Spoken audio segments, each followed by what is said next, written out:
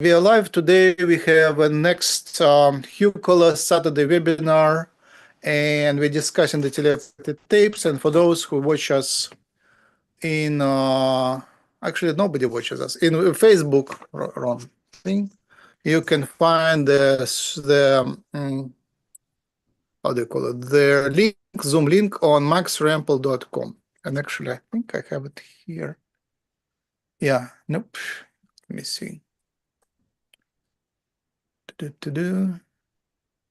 Almost there. Like, okay, now I should be able to see. Nearly.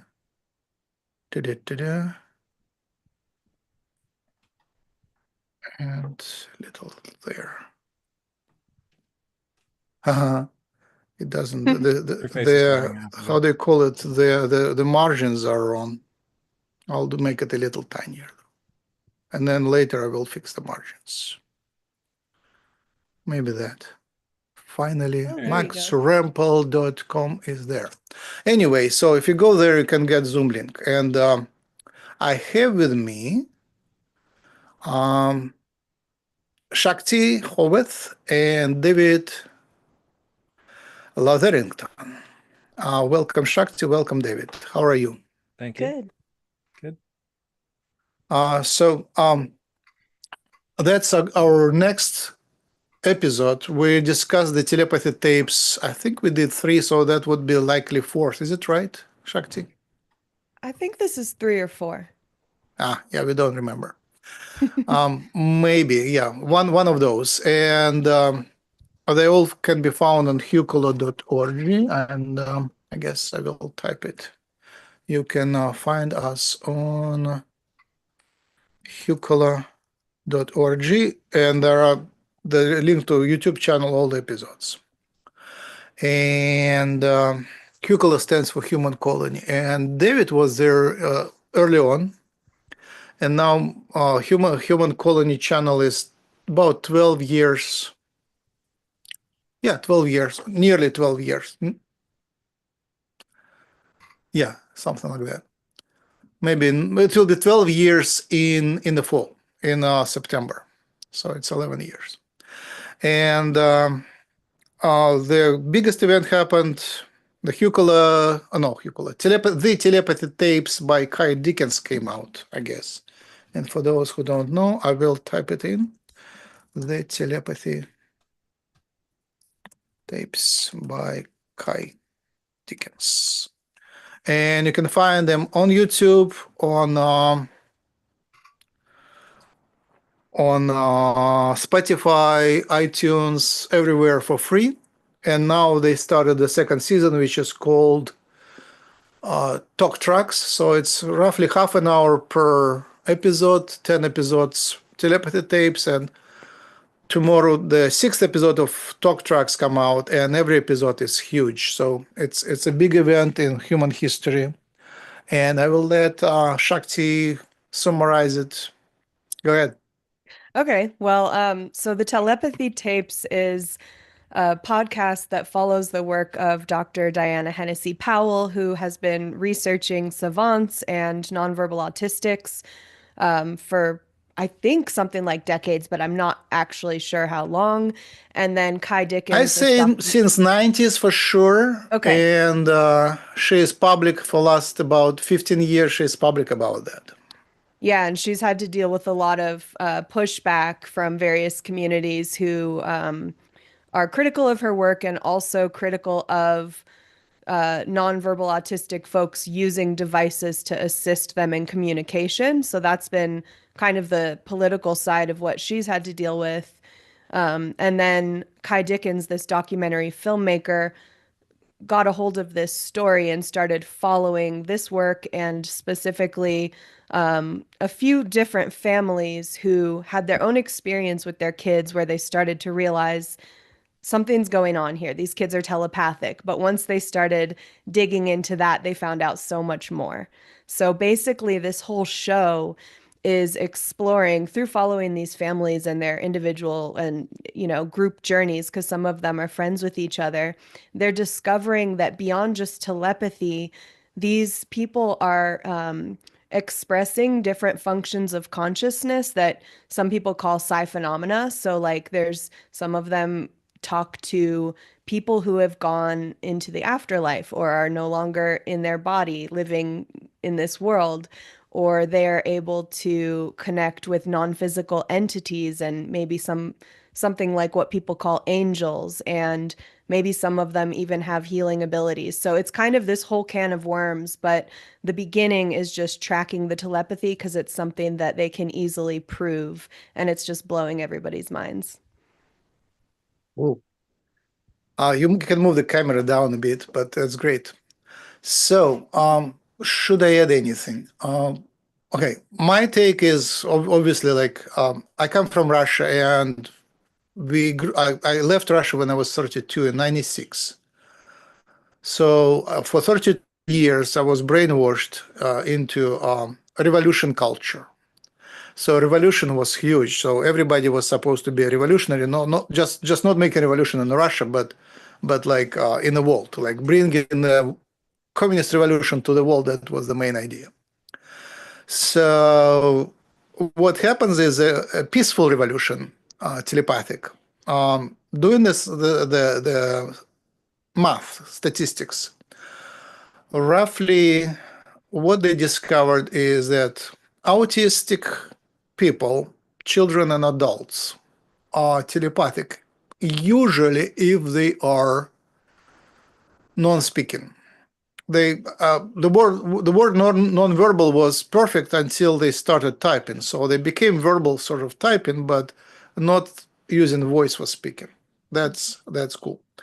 And roughly there is about 1 million of them on a planet. I think I forgot the math, but I think 1 in 300 or something like that. So there is and the key is that they talk to each other remotely with high precision. They easily talk to each other. It's much harder for them to type rather than to telepathically talk to each other. And they connect in groups of several people, kind of. They have clubs, and they can introduce each other to each other. So I'm watching now. It's called The Bee. Hold on. Can I do that? Let me try. Yeah, it works. Let's be telepathy on YouTube. Cool. So it's easy to find. Let's be telepathy on YouTube, and there, like in real time, a group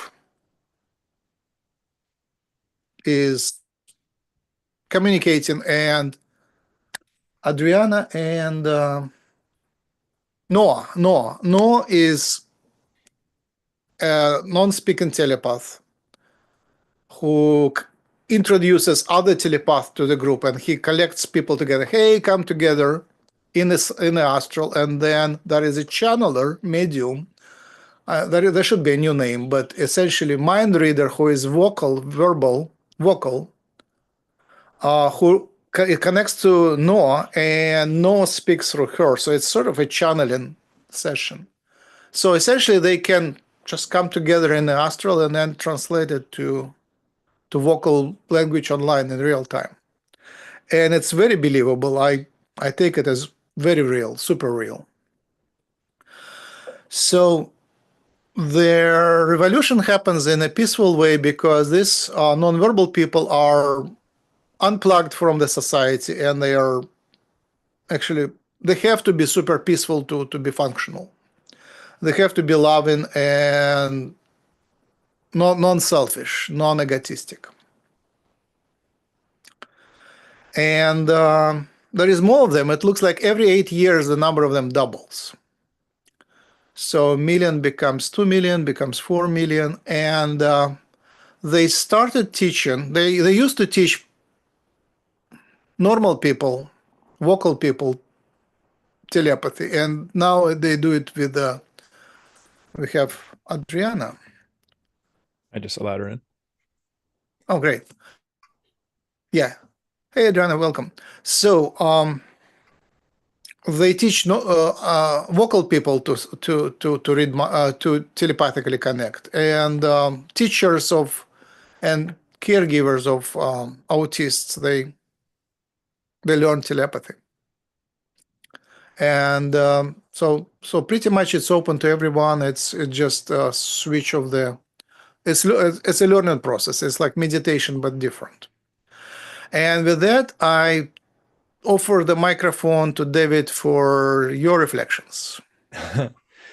on this. So I would say that if I had to call myself a little bit autistic, I would say that I'm also a little bit autistic, but I don't know if my parents would agree. But I've noticed as an adult that I have a small degree of that. But I also work with telepathy constantly with higher dimensionals. I've done it less often with humans than I have with galactics and higher dimensional beings. But every Monday, I get together with a group of people in the school, and we practice telepathy on the Athena ship with the Galactic Federation of Light. So I think that's completely possible that this could be occurring in nonverbal autistic people. It takes a while to build up your psychic facilities. Let's just say, like, first you have to find out what your stronger clair is, and then you'll have to refine that a little bit to be able to receive telepathy. Telepathy kind of uses your clair abilities, whatever one is strongest for the most part. And then if you have more than one clair that's stronger, it will use that as well to give you a more well-rounded, multi-dimensional telepathy. And if you're an empath, then you have another layer of that again, which would create telepathy, more or less, which is a much deeper form of telepathy. I think it's very possible that these people could be forming telepathic collective consciousnesses and working together within the collectives to talk to each other. Okay, how do you teach? Well, it's more or less going over protection protocols. And then once you psychically ground, you connect with universal energy. We have a few mantras that essentially protect us from beings that don't serve our highest and greatest good. Any being that wishes to harm us or our friends in the collective, that we're protected against that. And any being that is dishonest or untruthful, we don't allow into our, let's say, where we're going on the ship. So these are essentially our parameters of what we permit to communicate with us telepathically when we're doing our astral projection or telepathy to the ship. And once we go there, since it's a rainbow ship, it's multidimensional, and whatever dimension you're comfortable at, that's what dimensional range of beings that we're going to be communicating with.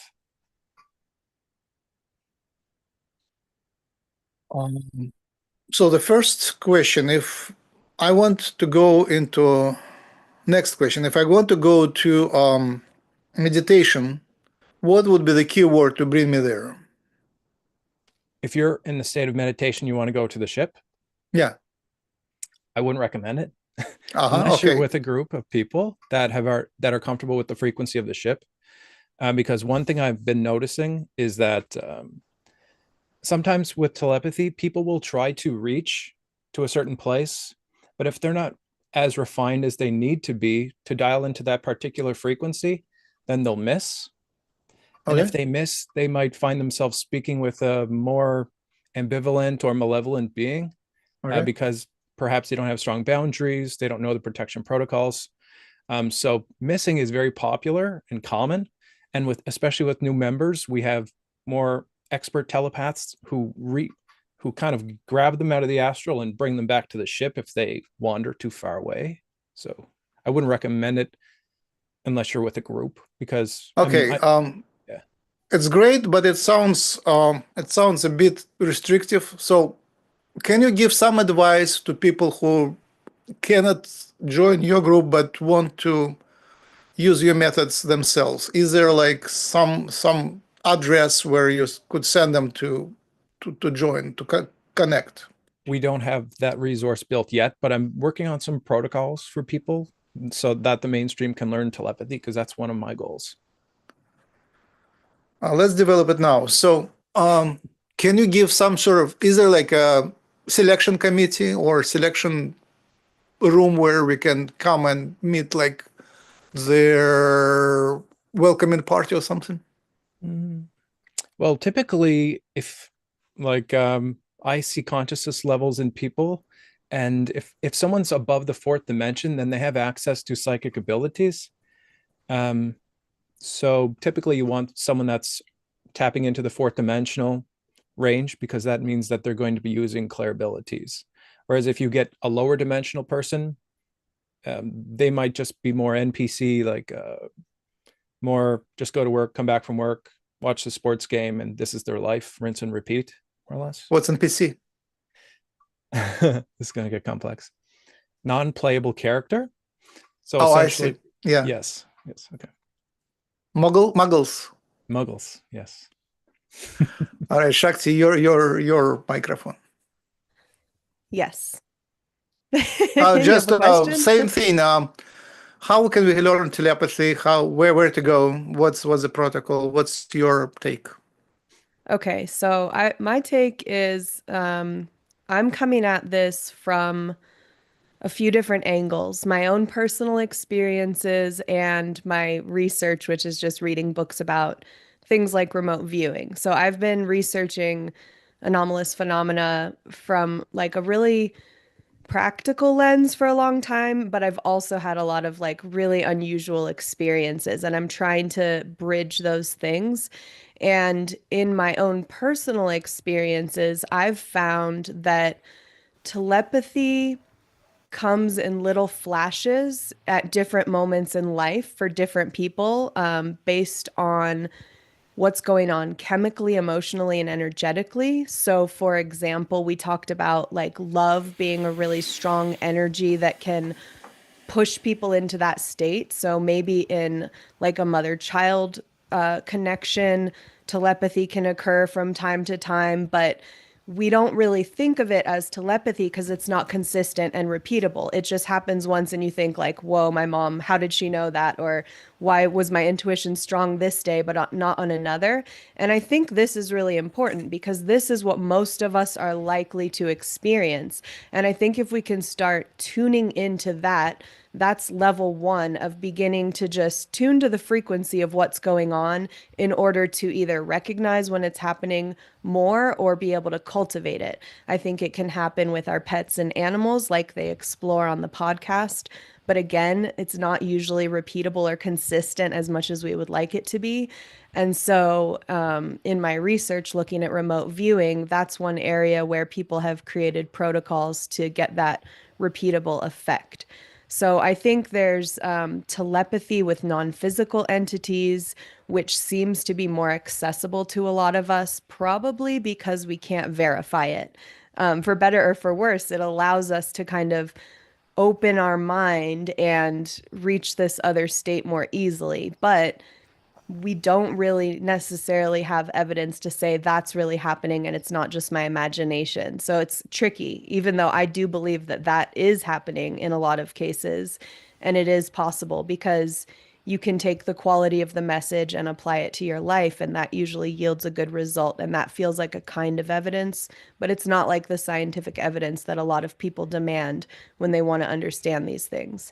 And so this group of people that we can do testing on is pretty interesting because not only does it spark the imagination in so many of us, but it allows people to it allows the analytical mind to grab onto something. And I think that's one piece of the puzzle that's just important for us to move forward. But in terms of learning it, I think it's a really subtle, soft skill. And just like any language, we're all going to speak differently and we're going to either understand each other or not at any given moment for so many different reasons. So there's so many factors. I think telepathy might be similar. Like you mentioned all the different clairs and how we have different predominant extra senses.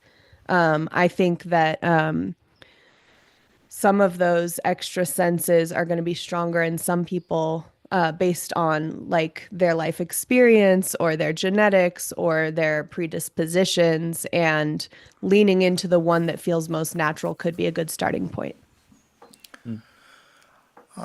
David, do you want to closer. respond? I think that's well said. I believe that there is one thing that we can add to help with the understanding of telepathy to get there more easily for people. I've learned over the years that if you're in the fight or flight state, the sympathetic nervous system, then you're in the stress state. And if your mind is in this stress state, it's much more difficult to do telepathy. It's much more difficult to do psychic work, channeling, mediumship, whatever. But if you can get into the rest and digest state, the parasympathetic nervous system, where you take several deep breaths, like, for example, right when you're in the shower or when you're on the toilet about to have that's the best time when most people get their psychic messages, I would say. And that's because they're in this parasympathetic nervous system, and that opens you up psychically. So I would recommend that for anyone. I mean, it's interesting that you haven't seen the telepathy tapes and you say that, because they do talk about that in one of the episodes. And basically, the kids, if they feel overloaded, or if they're out in a public place and they feel like they're getting bombarded with a lot of negativity and negative thoughts, and they just feel overstimulated, it makes it harder for them to access their abilities. So that is something that there is being discussed right now. And I think you're right about that. Yeah, I think lots of things which we hear in telepathy tapes now, when I dig deeper, I find lots of components of that published way before then. So telepathy was around forever, and 100 years ago, Carl Jung said that for those who pay attention, telepathy is already proven. And so the experimenters were, even Carl Jung and experimenters at that time. There was, by the way, Russian experiments with Pavlov and Durov, telepathy with animals and stuff. Just to give it some example, I was, after the telepathy tapes episode about animal telepathy came out, I started immediately trying telepathy on a dog. We had a guest dog, and I was walking the dog, and he was very interested, sniffing things around. We were walking through the nature, and I thought, let me send some meaningful message. And I said, just look at me, just look at me. And I said it in English and in Russian. I was kind of sending the message, and it didn't work for a few minutes, and then it did. He looked at me, surprisingly, and looked at me again. And next 5 minutes he was looking at me. So I looked at you. What's the point?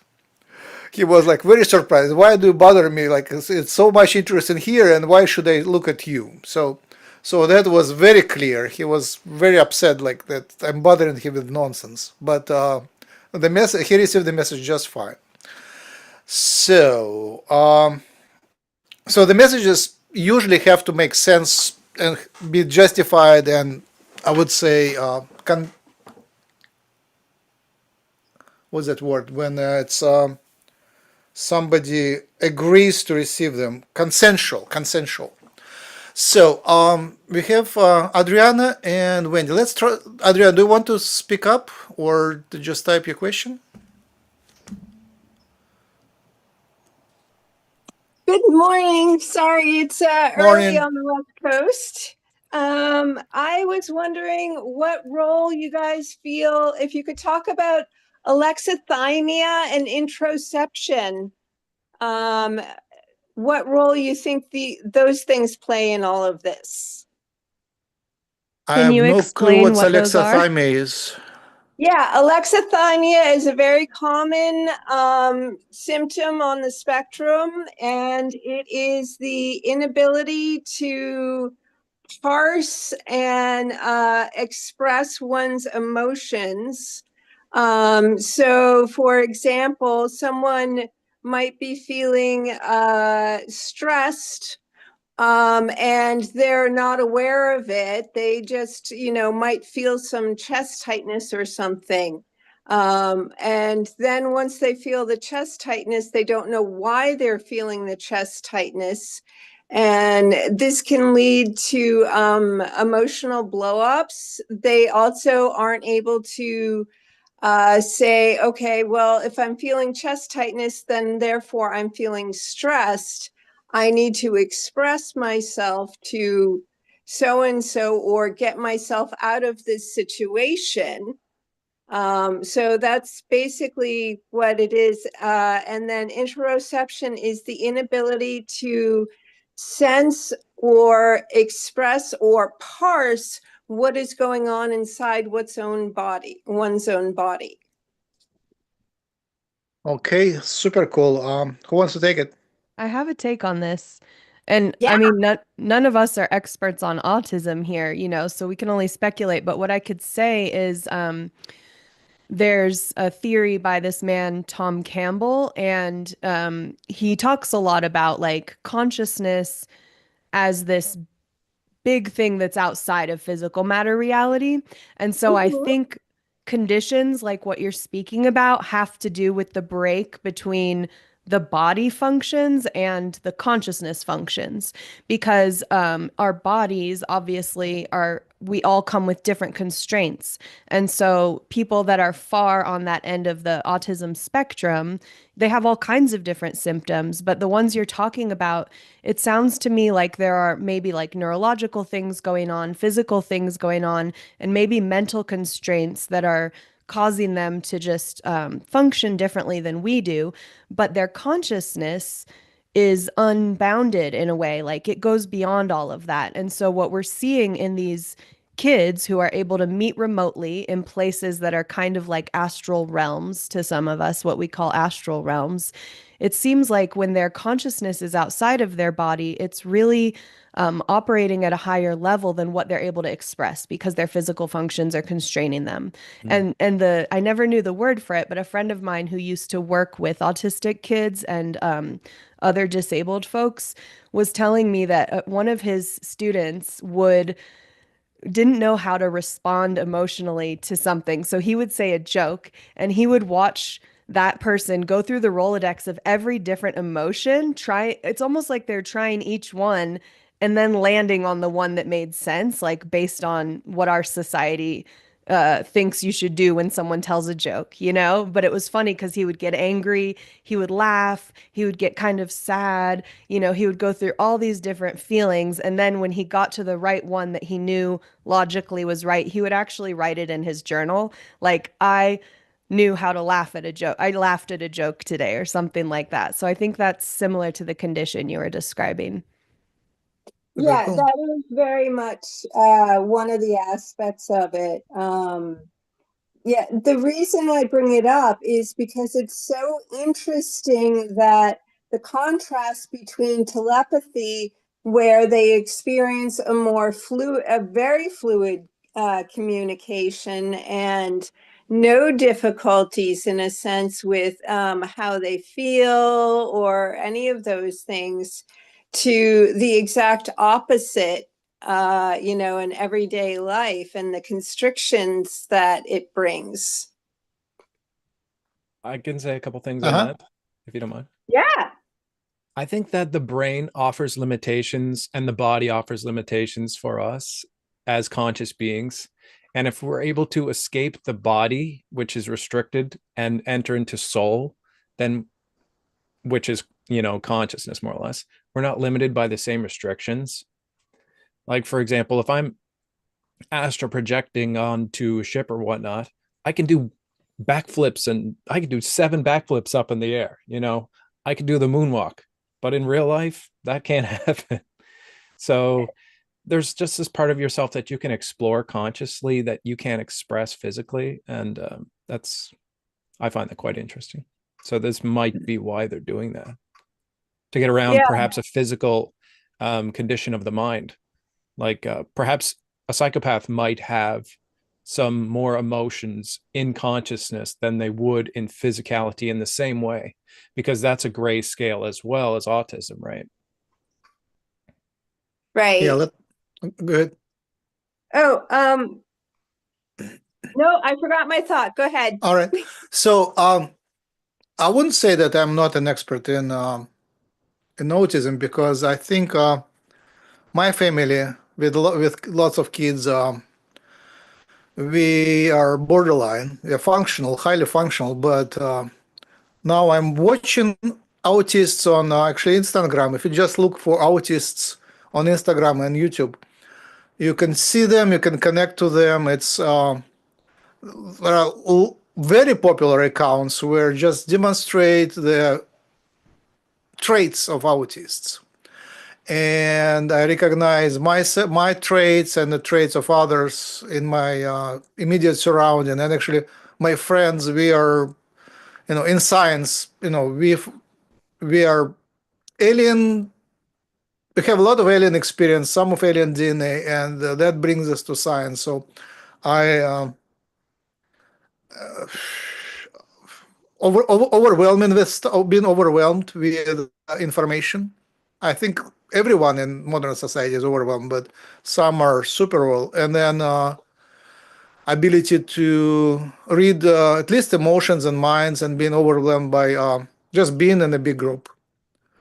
Like I thrive on that energy, but I'm overwhelmed maybe in half an hour. And some of my close people are, run away in seconds if they're in a big group. They just can't take the energy. And I was thinking it's curable, but it's not. If they are open, they're great with animals and plants, but among humans, if they read minds or at least feel the energy, it's like my job is to go to lectures, scientific lectures. I can survive there maybe for 10 minutes and then I run away. And imagine myself in school and college. In college, maybe I attended maybe 5% of lectures. I don't know how I survived there, but that's I couldn't take it. I just couldn't. It just was too much in the lectures. That was tough. And if I force myself, then a couple days I have to recover after that. It's a very real thing. Now the next question is, what do you do with it? Like, do you need to cultivate in yourself autistic traits to become telepathic? Do you need to be unable to connect to emotions? Do you need to be unable to function? Do you need to be unable to be in human presence of large groups to become telepathic?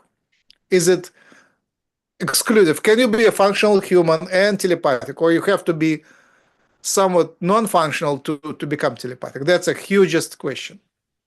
Good one. Can I jump in? Yeah.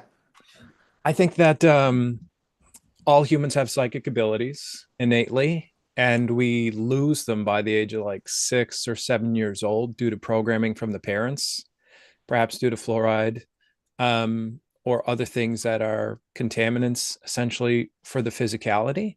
While you're on fluoride, I'm finally installing the filter for fluoride. I already bought it. It's like today we'll get the last connector and we'll see if that helps my telepathy in any ways. Hopefully.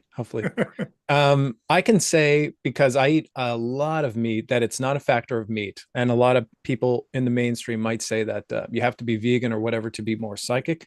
But I can attest that that's not the case, because I was on a carnivore only diet for several months. And the vast majority of what I consume is meat right now.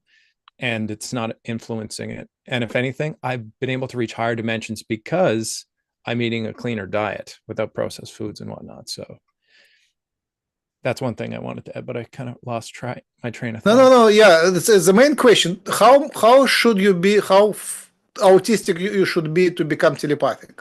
So diet, else being able to tolerate politics. I mean, that's the hugest nowadays. I think I don't know how to answer that question, to be honest, Max. But like, for example, if I'm speaking in front of a group of people, that has always been my greatest terror. But now I speak in front of smaller groups of people quite often. And it's because of the empathy, right? Or clairsentience. We're feeling what the audience is feeling. And if they get uncomfortable or they go, ugh, at anything that you say, you feel that ugh inside of you, and it causes you to like have to process that emotion for the moment, which can make public speaking very difficult. Oh, the cat. Yay. Oh, cute So visitor. the truth has come. So the cats are telepathic, and then they are carnivores. They're There you like super killers. Oh, by the way, my theory, unrelated to telepathy, my theory is that the cats actually breed mice. They breed mice, they don't kill them, they bring them home and make a colony, and then they have fresh meat anytime. Good theory. Oh, that's right. why they drag them home and they don't They're kill farmers. Exactly. They breed, they're Ah, farmers. I mean, interesting. there is a lot of stored rice and stuff. And so the mice feed on that and the cat feed on mice. I think that's farming. So is it the chicken That or the makes egg? sense. Does the cat bring the mice or do the mice bring the cat? Ah. Okay. Okay, The rest of the rest of the webinar we'll discuss that. I have a thought about your question, Max. Uh-huh. So going back to the telepathy tapes, because I remember in episode 3, somebody, I forget the name of the person, but one of the non-speaking autistic kids tells the mom, you can't get the kind of gifts I have if you lie. If you lie. And that really stood out to me because there are also teachings that I learned about in my upbringing, like from the Yoga Sutras and things like that, where they kind of encourage you to cultivate a truthful being in order to access higher powers. And so I don't think there's a one size fits all because, like you said, some people can be vegan and get better psychic powers. Some people can eat meat and do it. Some people can smoke cigarettes. Some people can't. Some people can, there's just there's so much variation. And I think that's great. I'm glad life is that way because it would be so boring if it wasn't. But I think there are certain things that we can try out and find out, does this protocol work for my person, So one of the ones that I'm really interested in is cultivating that truth. And I think that relates to autism because on the autism spectrum, what you have is a range of people who are either filtering or not filtering what they want to express, And so a lot of times people who don't have a lot of filter end up being diagnosed with like a kind of autism, or they used to call it God, what was it? What was their use Asperger's syndrome? Remember when it wasn't like a super pronounced fully autistic, but they're somewhere in the middle of the spectrum. And those people, a lot of times they're blunt. They don't know social like niceties and they just say what they're thinking, or they'll just make an observation without recognizing that that might impact someone and emotionally and things like that. So I think that's one thing that all humans, no matter where you are on that spectrum, because we are all on it somewhere on it, I think we can all cultivate authenticity and like taking away our masks and our filters. And in my own experience, I feel that that has given me greater access to deeper understanding of other people, which I consider to be a kind of telepathy. That word telepathy that you said, I thought was really cool because I'd never It's from heard that. Bashar.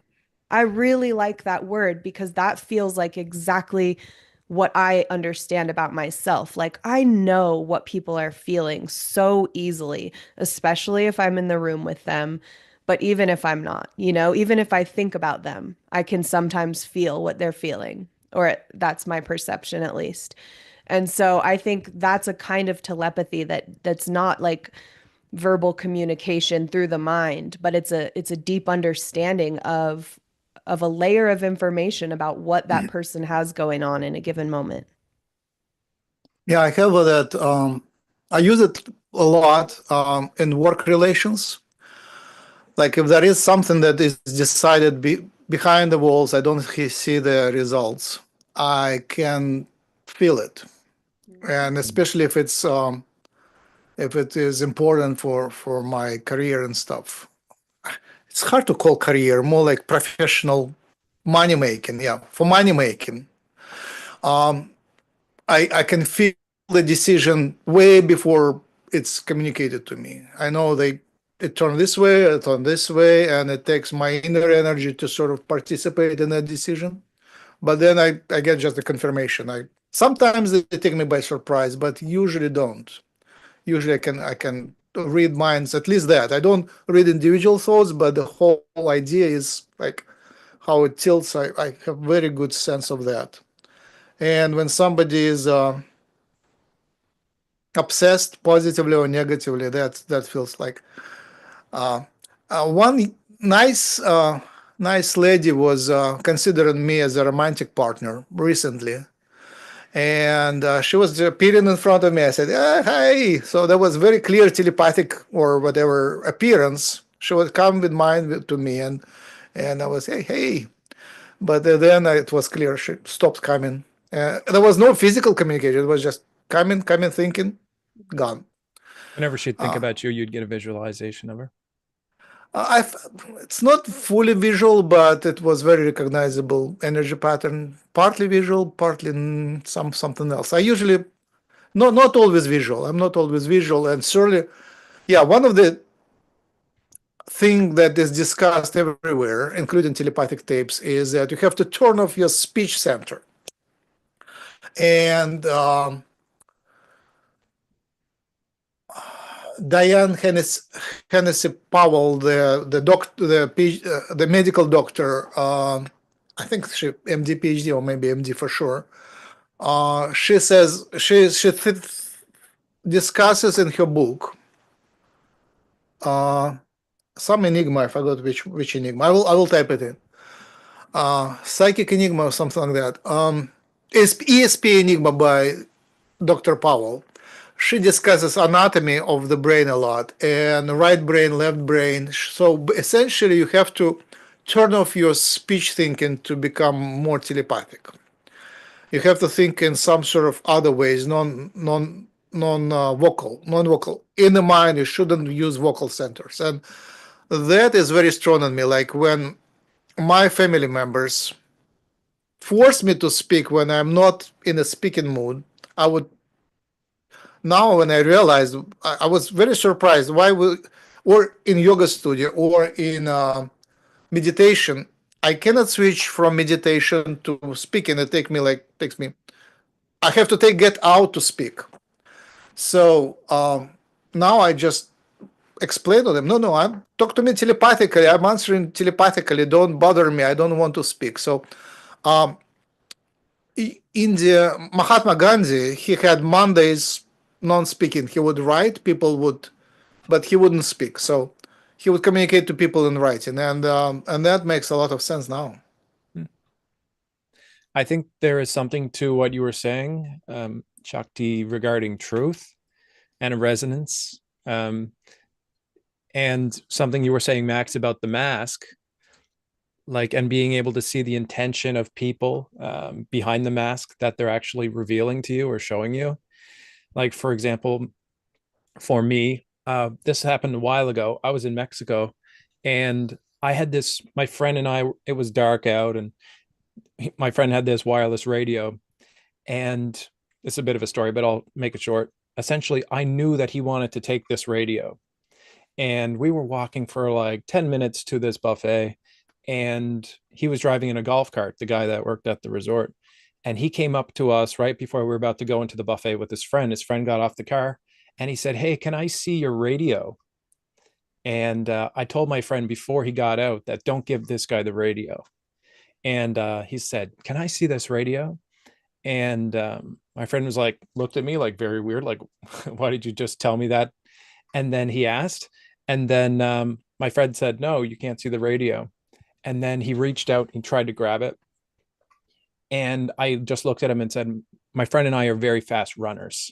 And then they both ran away. Like one guy ran away and the other guy drove away on his cart. So I think part of telepathy is really tapping into the intention. And we can see behind the mask that people portray. Like if someone is fake, we can see through that, which is a really powerful tool. I think that's an empathic tool that essentially all empaths have. They can detect through bullshit, you might say, and they can tell when someone's lying, right? So, and we all need time to ourselves where we can recharge. Like Max, you were saying 3 days. I think that's a long time, but and it might help you to cut cords after speaking in front of a large group of people, because then you're separating energetically from all the people in the audience faster, and you're consciously using your will to cut those cords instead of having to just like let them naturally detach. Okay. Wendy wanted to speak. Are you ready? Oh, Salesh also. Wendy or Salesh, whoever wants to Oh, speak. go ahead, Salish.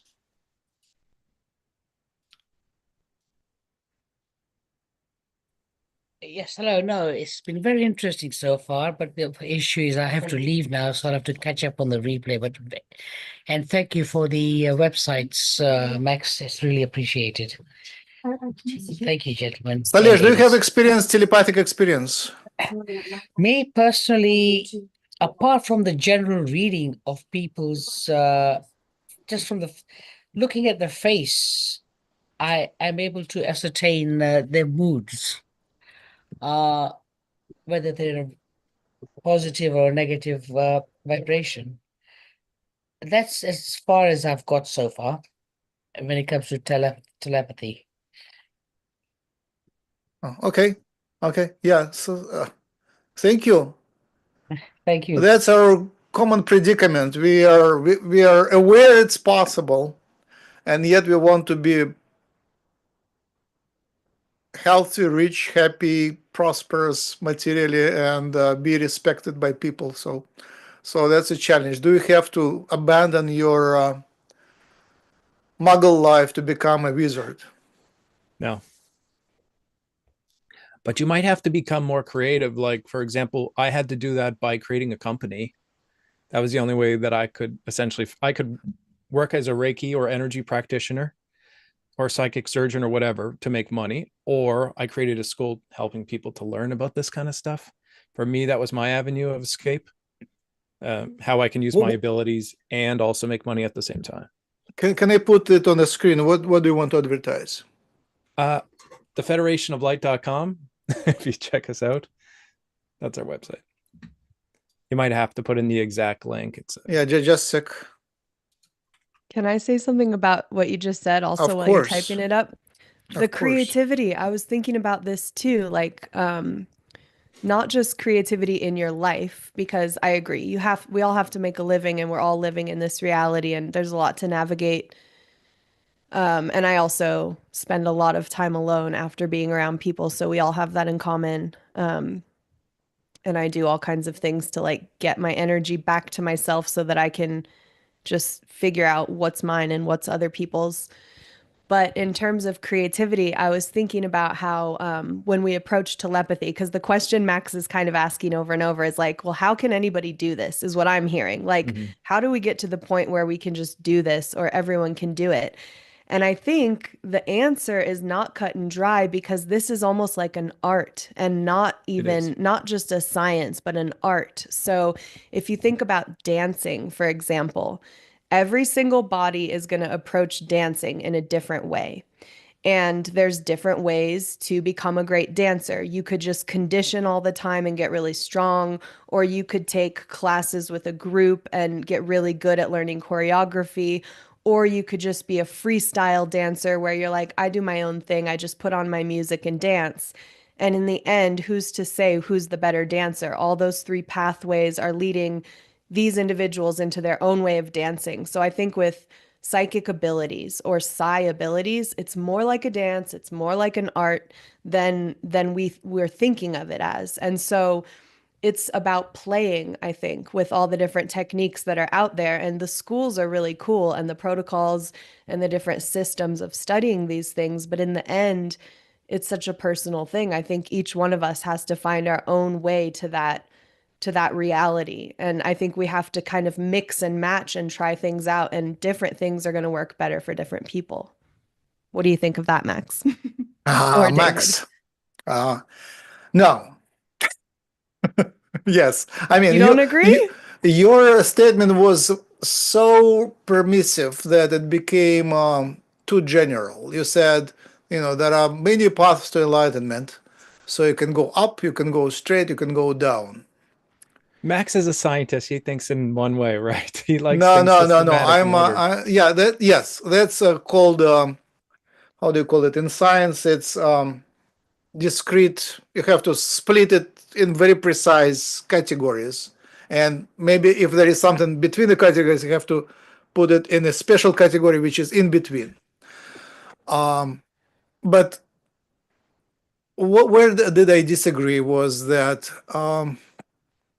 I think we are the age of breakthrough, stage of breakthrough, and it wouldn't be that hard soon. I think we are coming to the place where it would be like. So I'm seeing that happening to. No, let me speak. Remember, hold your thought. We are at the stage where artificial intelligence. It was very hard for the first ones to break through, and now they pop like every day. The new company, new system would outperform, using very strict metrics, would outperform the previous ones. I watched them very closely. So today, like 2 days ago, Gemini 2.5 by Google outperformed the competitors by speed and everything else. So same thing should happen according to Sheldrake, the 100th monkey principle, 100th monkey. Essentially, when there is more people telepathic, it will be so much easier to switch. So there should be like, and the same thing with spelling. Spelling is typing, essentially. Teaching autistic, non-speaking, non-vocal telepath to type was hard in the past, but now it should be like super much easier. When everybody believes it's possible, you teach them. So I think we will have the methods where you just, do 10 steps and you become telepathic. So I think that's one way, one of very few ways will dominate. I don't know if I disagreed with you, but I think you said just the opposite. Well, no, not the opposite, but I think what I'm saying is like, let's think of just learning a language because you speak multiple languages. So that's a great example, Like learning a language is the same thing where different people are going to go about it different ways. Somebody's going to sit in a classroom, someone else is going to go to YouTube and TikTok and they're going to learn from teachers online, and somebody else has like a partner who speaks the language and they're going to learn from them. The next person is learning from songs and TV or whatever it may be. So all I'm saying is like, even something as concrete as learning a language can be approached in so many different ways because we have different personalities. And so it's going to be a faster pathway for me to learn songs and watch TV shows and listen to people speaking in Spanish and watch little TikTok videos than it is for me to just read a book. You know what I mean? Yeah, I agree with that. David, you wanted to say something? Yes, I'll take the middle position, please. I think that your hypercreative methods and your hyperlogical methods can be combined together when you understand that the linear is like putting everything in boxes and only doing one thing at a time. But telepathy is actually a quantum process, meaning more than two processes up to an infinite amount of processes at the same time. We can't look at telepathy in a linear way, as it's not a linear thing, but we can break it down into chunks like Max is talking about. And we can understand that there's so many different platforms to develop your psi abilities, let's call them, like you're saying. So I think we have to look at it more or less with both perspectives and combine them together, because we have to become quantum beings to do a quantum action. And that is essentially telepathy. Okay. Dave, I tried this, the Federation of Flight.com, and it doesn't work. It says maintenance mode. Is it the real one? It's the real one. So Aaron and I are just currently working on it, but we just had the website down for one day. Okay. Cool enough. It's normally up. Oh, yeah, Wendy, please. Thank you. So yeah, I definitely agree with the dance theory that people have come in with innate abilities, some stronger, more gifted and some have to work a little harder to it. But can everybody dance? Yeah, everybody can dance. Can everybody learn, one or two moves? Yeah, of course. And I think it's the same way with telepathy. And I definitely feel that telepathy with the empathy part, that you're picking up on the empathetic vibration of the person, and then their thoughts are kind of like around them. And my experience has been that since I was a child, I think I was 6 years old when I had my first experience, and I literally heard in my head, "Where's your brother?" And it was very loud and it's very startling. And then from that point forward, anyway, there was a whole story behind that. I won't go into that, but I've had those experiences throughout my life where I just would know what people were thinking, and sometimes it was, oh hey, you're getting ready to lose your job, and so, but it allowed me time to prepare to, oh, if that's the vibe here, then I should maybe start looking for something somewhere else. And so it ended up giving me that time to prepare and be steps ahead.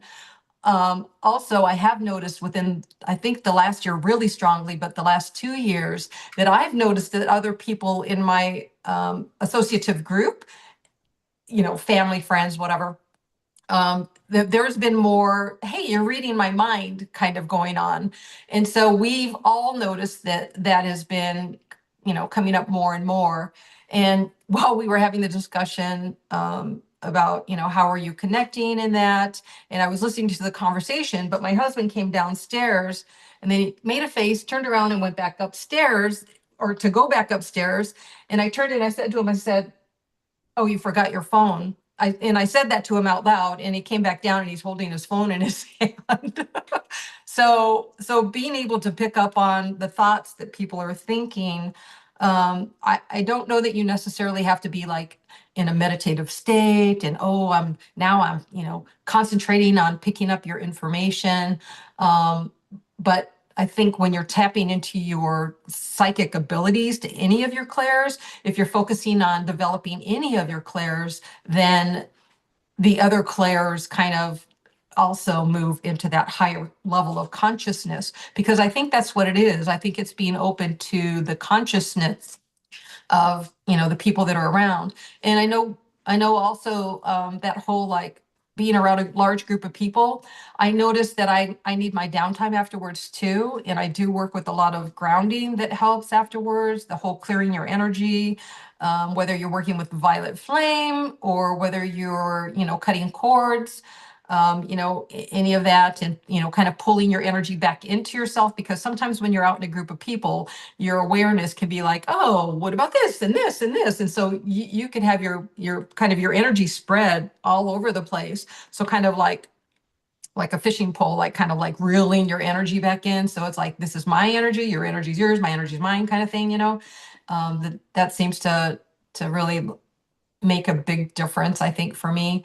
And then the other thing I've noticed too is that being in, like, say, a large crowd or something, that all the extra noise, same thing. I'm like, like I can't be in here. But if I get in the now and I get into like joining the party kind of thing, where it's like, oh, everybody's talking, so I'm going to be talking too, or everybody's, dancing and, having a good time, then I'm going to do that too. And so if you're more participatory, I think in the now moment, that desire to like shut down, run away and not be involved, just leaves. And then knowing that, once you are back in like your own space, that's when you can kind of like regroup and, come back to balance, because I think that's really what it is, right? As you're just getting back to balance. But I have noticed that, like, sometimes when I'm on calls, that either myself or whoever I'm on a call with, like if a Zoom call like this, like with groups of people that we get together, like the channeling group we get together with, I'll say something and they'll be saying the same thing at the same time. Or I'll say something and they'll say, oh, I was just going to say that. Or they'll say something, I was like, oh, I was just going to say that. And so that experience is happening a lot. So I'm sure you guys are experiencing that too. Mhm. So I think that if you spend more time with a group of people, you eventually join or create a collective consciousness just Yeah, for amongst sure. yourself in your little bubble. So I think that's a big part of that. And sometimes higher dimensionals or the gods or galactics or whatever, they give us information, and they might ask us to ask a question. So the whole group hears it, so that material is recorded. And whoever is the most sensitive at the moment will pick up on that message, and they'll ask that question as well. I think that happens quite a bit. Yeah, and it was funny too, because Max, you were talking about your experience with sending the dog a message, and we're getting ready to have a new puppy come into the house, and it's probably going to be next week. We're going to pick him up, but anyway, after we visited him with with mom and dad, and visited. He's about 5 months old, the puppy, and then we're like, oh, let's have a mini house visit, and so just to kind of like introduce him to the house. So he came over with one of his puppy mates, and siblings, and they kind of ran around the house, and we had a really nice visit, and it was just really enjoyable. And then they went home, and then in the morning, just as I was getting ready to wake up, I hear arf. And I never heard him bark while he was here. And I was like, I wanted to like hear your sound. I wanted to hear what you were like. And I had been thinking that. And then when I heard that, I was like, oh my God, he like spoke to me. He like gave me his bark so I could hear his bark. But I'm sure that once he gets in the house, we're going to have some fun experiences with telepathy, with little conversations. So the bark was physical, but he was responding to your thoughts. That's how it was. Yeah, the bark sounded physical. He wasn't here in my house. Oh, he wasn't there. No, he wasn't here. He was already back in his own current living situation with the owner, and and I was just, like I said, I was just waking up, but I had been thinking the thought that the day that he was here, like, oh, I want to hear you bark. I want to hear you bark. And I never heard him. And then the next morning, after he had already gone home that afternoon, and then the next morning I heard that, that kind of that sharp little, and I was like, Wow. oh, so yeah, so that was an unexpected experience, but I recognized the telepathy communication that the two of us shared in that moment. So Wow. Reflecting on so Mahatma Gandhi considered his main teacher Leo Tolstoy, the Russian writer and teacher. Tolstoy lived over 100 years ago, and so Tolstoy, I just recently heard the interview of his daughter, and I was struck by the teaching, essentially, of Tolstoy, which she retold to us, that he taught her to like people. That was weird. Like liking soldiers during the revolution, liking everyone around, just not being against them, so I'm translating it like liking moguls, liking non-spiritual people. That is super weird. I started trying to practice that, and it was sort of not easy, though. It wasn't, and because you connect to them and you just see how everyone is essentially the same universal consciousness, but we are sort of work in one paradigm, and then they work in another paradigm. And from my perspective, they work in a very self-harming paradigm. But I'm not supposed to criticize them or even teach them. I'm just supposed to like them, and it's hard because it's painful. I think you have a point there, but I think you were mentioning that too with the political, like the duality. And I think when you hit that neutral point, the neutrality to say, hey, you want to have this experience, which maybe I consider less negative or more negative, and you're having this experience, which I consider more positive. But instead of seeing each experience as negative and positive, for me, what's helped is finding the neutral. And I feel like I've always been like this, where people will be like, oh, you should be mad about that, and da da da, and I'm like, I don't feel that way. I've never like felt that way. And yeah, I may have been hurt, here and there along the way, or I may have hurt people along the way. And then that's, then that I feel like is forgiveness work. But I think when you get back to that neutrality, that 0 point, or, the center of the, of the infinity symbol, and when you can say, okay, this is low and this is high, but I want to stay in that neutral zone, that allows you to see more, that to acknowledge that, well, that's their experience and they chose to have that experience, and I'm allowing that. I'm not going to contradict it, and I'm not going to judge it. I'm just going to see it for what it is. And the same thing with somebody who's maybe having a more, spiritual experience than what I may be having. I won't try to say, oh, I want to be like that, or I should do this, or I should do that to be more of this. No, I have to accept myself with where I'm at and say, I love my experience, and my experience is exactly divine for who I am and where I am right now. And when you come into that neutrality and just say what is, I think that helps to, when you're looking at another maybe collective or a group of people that are doing something that you would, I think in the past, because of how you're raised and what you're taught, that idea of, oh, well, that's not right.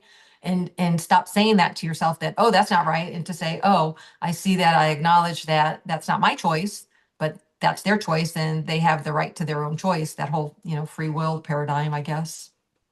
Right. I need to take a couple minute break. Who wants to take charge, Shakti or David? Who is more really? Adriana had a hand up for a while. Do you All want to right, jump in? Shakti, I'm leaving you responsible for a couple minutes. Okay. All right.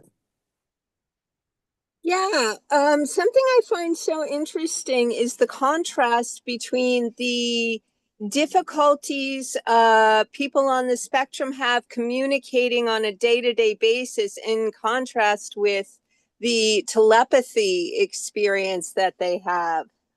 And it even comes down to how they process empathy. And mind blindness, the inability to see a different perspective. And I wonder why a soul would choose these things sometimes. I mean, I also think, like you, that we come into life over and over again to have different experiences. I have no idea if we choose it or if someone else is helping to orchestrate it or if it's a combination.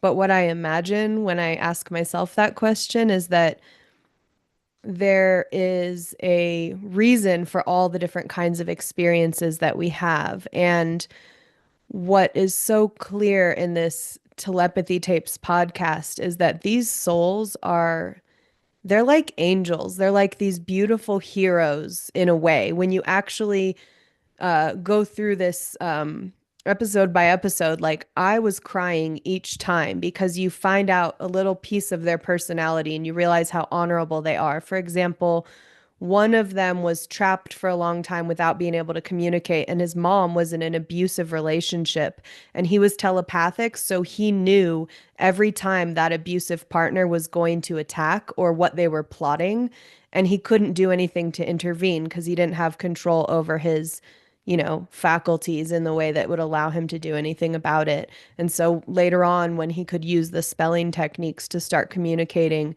he was able to like tell his mom that. And she just had this deep realization of what an evolved soul she was dealing with. Like what a powerful, loving, compassionate, beautiful soul was there. So, I mean, I think we can only imagine things about this, but I imagine that these souls who have, if they chose to come into this life and be a part of this group, who are super constrained physically and suffering in a lot of ways, and at the same time, they're given this gift of being able to connect with each other and have that support with each other. And then little by little, they're able to break through all of those constraints and they start to communicate with their families and then scientists and then the whole world, because this podcast was #1 in America, at least for a couple weeks. And it's like they're having this huge, powerful reach. That leads me, that's enough evidence for me to say these are great souls and they probably did have a plan. I mean, again, just imagining, but that's it. I'm like, would make sense to me. Yeah, the Yeah, it's like what they experience on the hill is so in contrast to what they experience in a daily life. And I've been reading a lot more about neurodiversity recently. The thing that strikes me the most is the inability, like how they can hit emotional overload and the sensitivity, but at the same time being unable to read more subtle social cues in a conversation and pick up on the subtler energies and parse them to make sense out of a conversation. So to have this contrast is really interesting, but at the same time, I also think that just like regular humans, not all of them will be that telepathic, just like us. Some of us have more psychic abilities than others. So to assume that all of them that are nonverbal are telepathic would be an overreach. Also to assume that none of them want to speak would be an overreach, because there's a new drug called leucovorin that's helping a lot of nonverbal autistic people. And when they do speak, they are so happy, because I remember this one girl saying, I finally got to tell my mom how much I love her. So it's an interesting situation. Yeah. That's basically what I wanted to say about it. I mean, it's so cool because I think, back to this idea of a spectrum, all of us have different ways of communicating. And I've been thinking a lot about how at my job, sometimes, for example, there's a pressure to communicate in a certain way when you're giving a presentation or in certain rooms. But at the same time, I work with a lot of artists and creatives. And so there's a whole range of ways that people like to communicate, and it's not all corporate culture across the board. And for me, that's not a problem because I speak every soul language, you know what I mean? So I can connect to all kinds of different people, and I don't need you to sound a certain way, look a certain way, or use certain words or anything like that, because I can pick up what you're putting down. You know what I mean? And I feel like that's something that we can all tap into, that we can learn from these autistic people, is like, how do we go beyond the filters and beyond, the methods of communication and get down to the soul of it? Like, what's really trying to pass between us, And I think that's where all of society could up level really quickly, is just letting go of our prejudices and letting go of this idea that only one way of being is the right way, only one way of communicating is acceptable, and trying to, instead of putting it on the other person, put it on ourselves and say, how do I get better at just picking up on everyone around me, the animals, the people, different cultures, different languages, different socioeconomic levels, and how people communicate. Like, there's a lot of really psychic, powerful people who are not in spiritual communities. They don't have websites, they're not out there showing off with their egos in any way, shape, or form. And they're probably way more advanced than most of the people we see online or talk to, because they're just living their life and they just have those innate abilities. And I think if we all open our eyes, we can see that all around us, and we can probably learn a lot about how to tap into our own telepathy through observing and interacting with those types of people. Yeah, I typed the drug. It's interesting, leucovorin. So whether they are telepathic or not, that's the non-speaking, the non-vocal ones.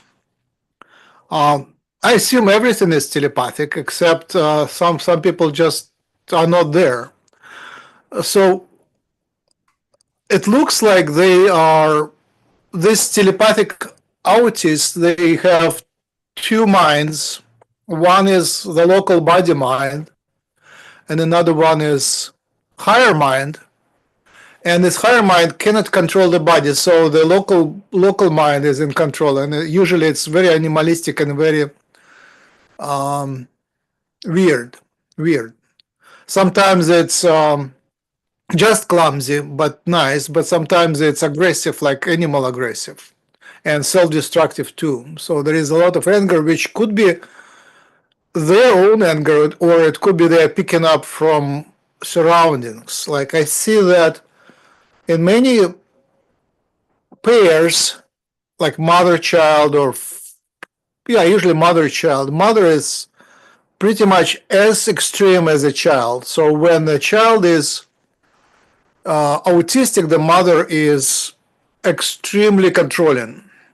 And that is possibly a survival thing, but in one of the episodes of Telepathy Tapes and Talk Tracks, you can hear them actually being really angry.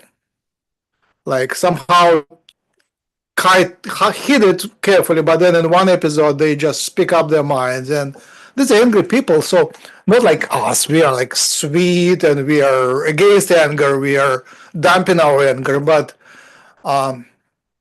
they are in control in anger, and you can see in videos they're pretty tough with the kids, like pushing them, forcing with the willpower, like not even touching, but willpower. They're pushing them. Be telepathic. Do it. Speak up. Type it. I don't think they can type without actually push from someone. So the willpower from solar plexus is pushed to make them speak. And then the idea is that their higher mind is always telepathic, but then how frequently it actually lands in the body.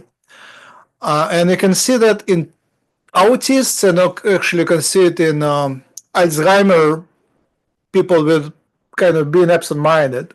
So there is a body that can function, it can eat, do basic functions, can even drive a car, but the soul is not there. It's more like lower mind in Alzheimer people. But then when they still have to like really connect to people, then they're not there. But then you can see if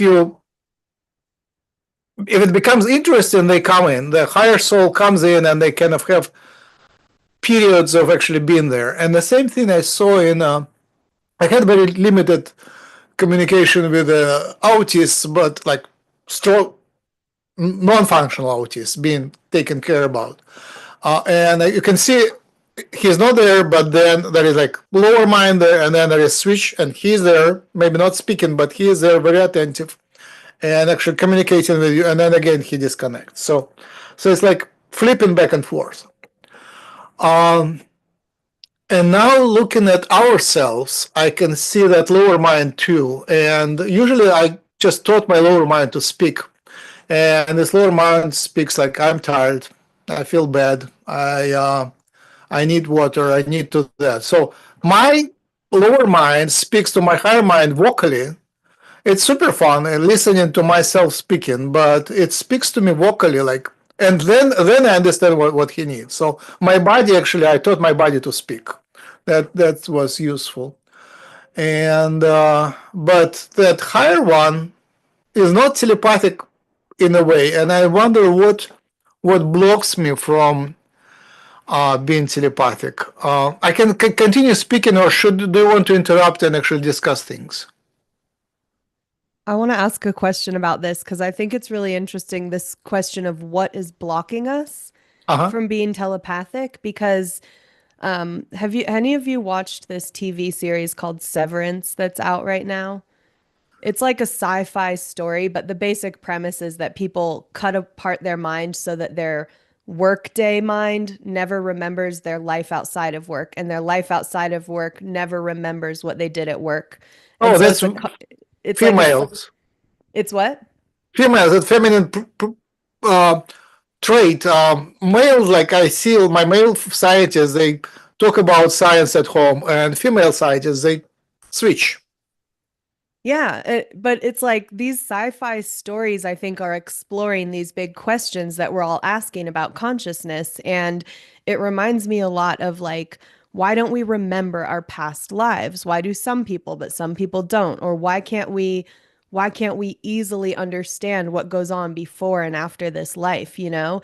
And in the show, in the story, you watch these people starting to kind of wake up to this awareness that something weird is going on, and I'm starting to have flashes of this other version of me or this other reality of me. And then I haven't gone very far, so I don't know where it goes, but I'm imagining it's going to build and they're going to reconnect those two severed pieces.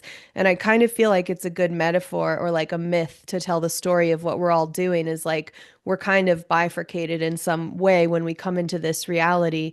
And a lot of us are on this path of trying to reconnect with our higher self or our other past lives or other versions of us that exist outside of the physical. And in the myth of this sci-fi story, there's actually a physical device blocking people because they had this procedure, you know, there's like a chip in the middle of their mind. But for us, we're like, oh, is it the pineal gland? Oh, is it too much fluoride? Oh, is it some evil entities that don't want us to remember because we're in a prison planet? Or, you know, people come up with all these different theories because we're all trying to answer that same question, what is blocking us? And I really wish I knew. So I Right. learned about this through channeling. Uh-huh.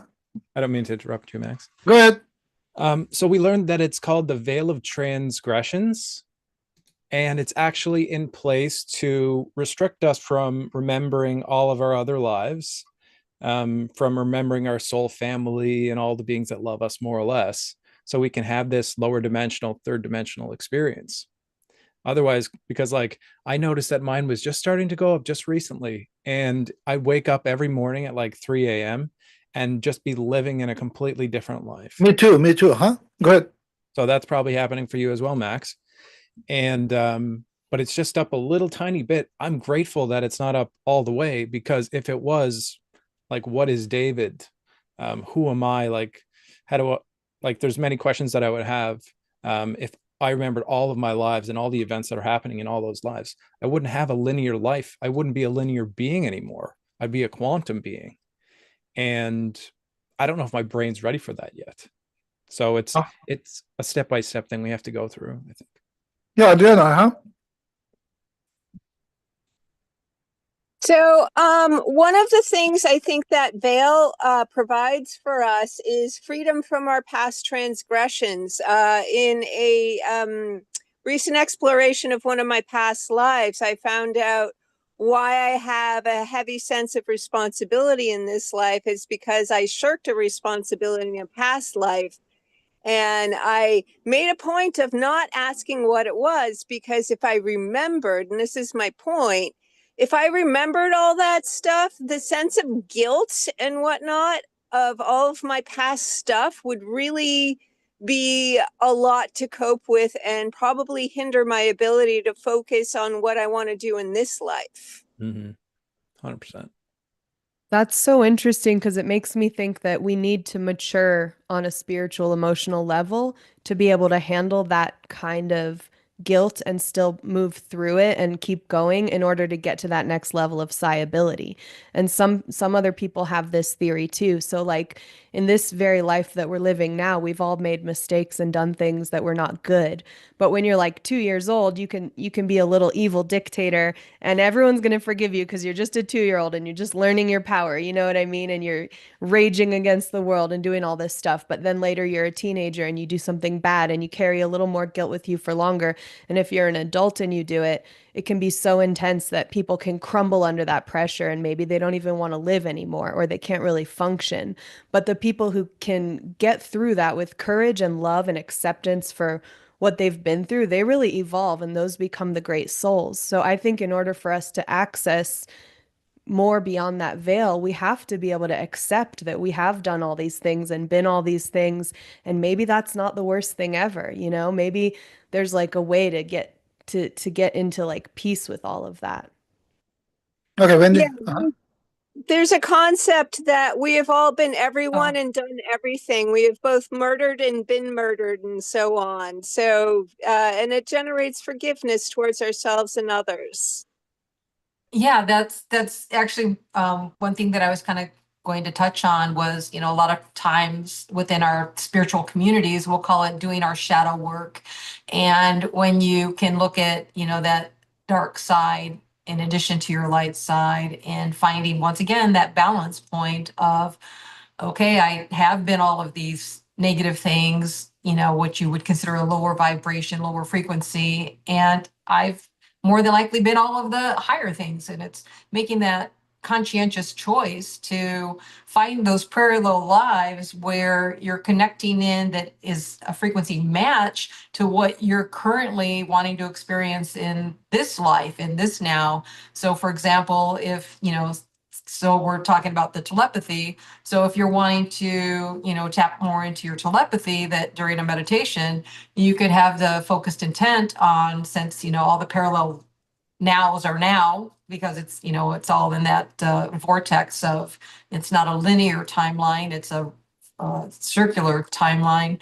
And if you can tap into that, past life that you were, that had that positive connection with your telepathy, that you can make that connection, and that between the two of you having that, which is so funny to say out loud, but in my mind it all makes sense. But if the two of you, the other life of you as another individual who also had a strong telepathy, and you in the now, sitting here saying, okay, I am going to focus on my telepathy, and I want to connect in with, my other self who also has had that experience, and help me strengthen and learn how to be more effective and more understanding with that. But the other thing too, talking about the shows, there was a show that I watched recently where Earth people had traveled to this planet, and the men on the planet, they called it the noise or something.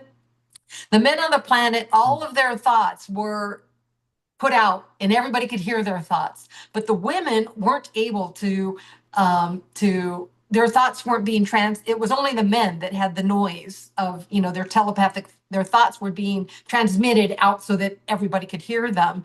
And so, one of the young men in the show was, always, you could hear him saying to himself, like, he'd repeat his name, So for me, it'd be like, I am Wendy Napolitano, I am Wendy Napolitano, so he'd like repeat his name. So to try to like not think his thoughts so that other people could read his thoughts.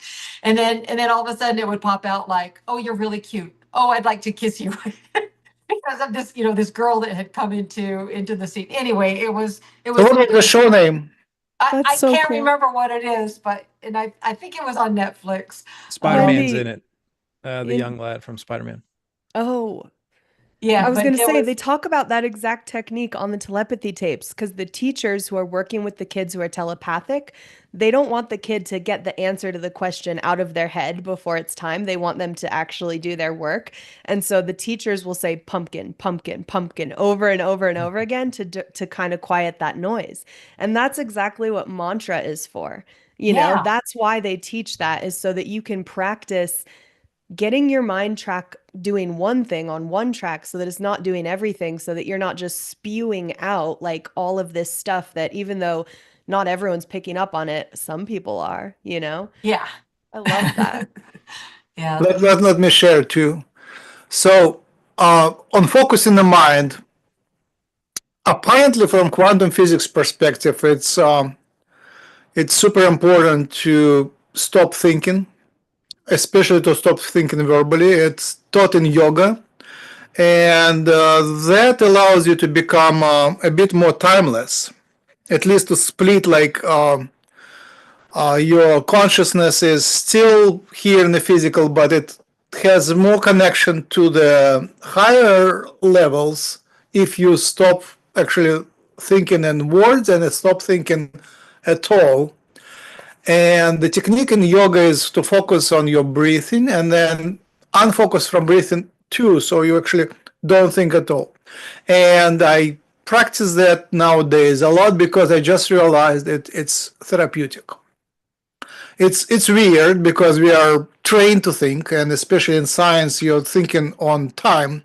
You have to like perform as fast as possible, and that's what I do much of the day, like very, very fast thinking and thorough. And now I do it with artificial intelligence, so we are thinking together with artificial intelligence, kind of doing the dialogue. And I know it's smarter, but I have to do my part.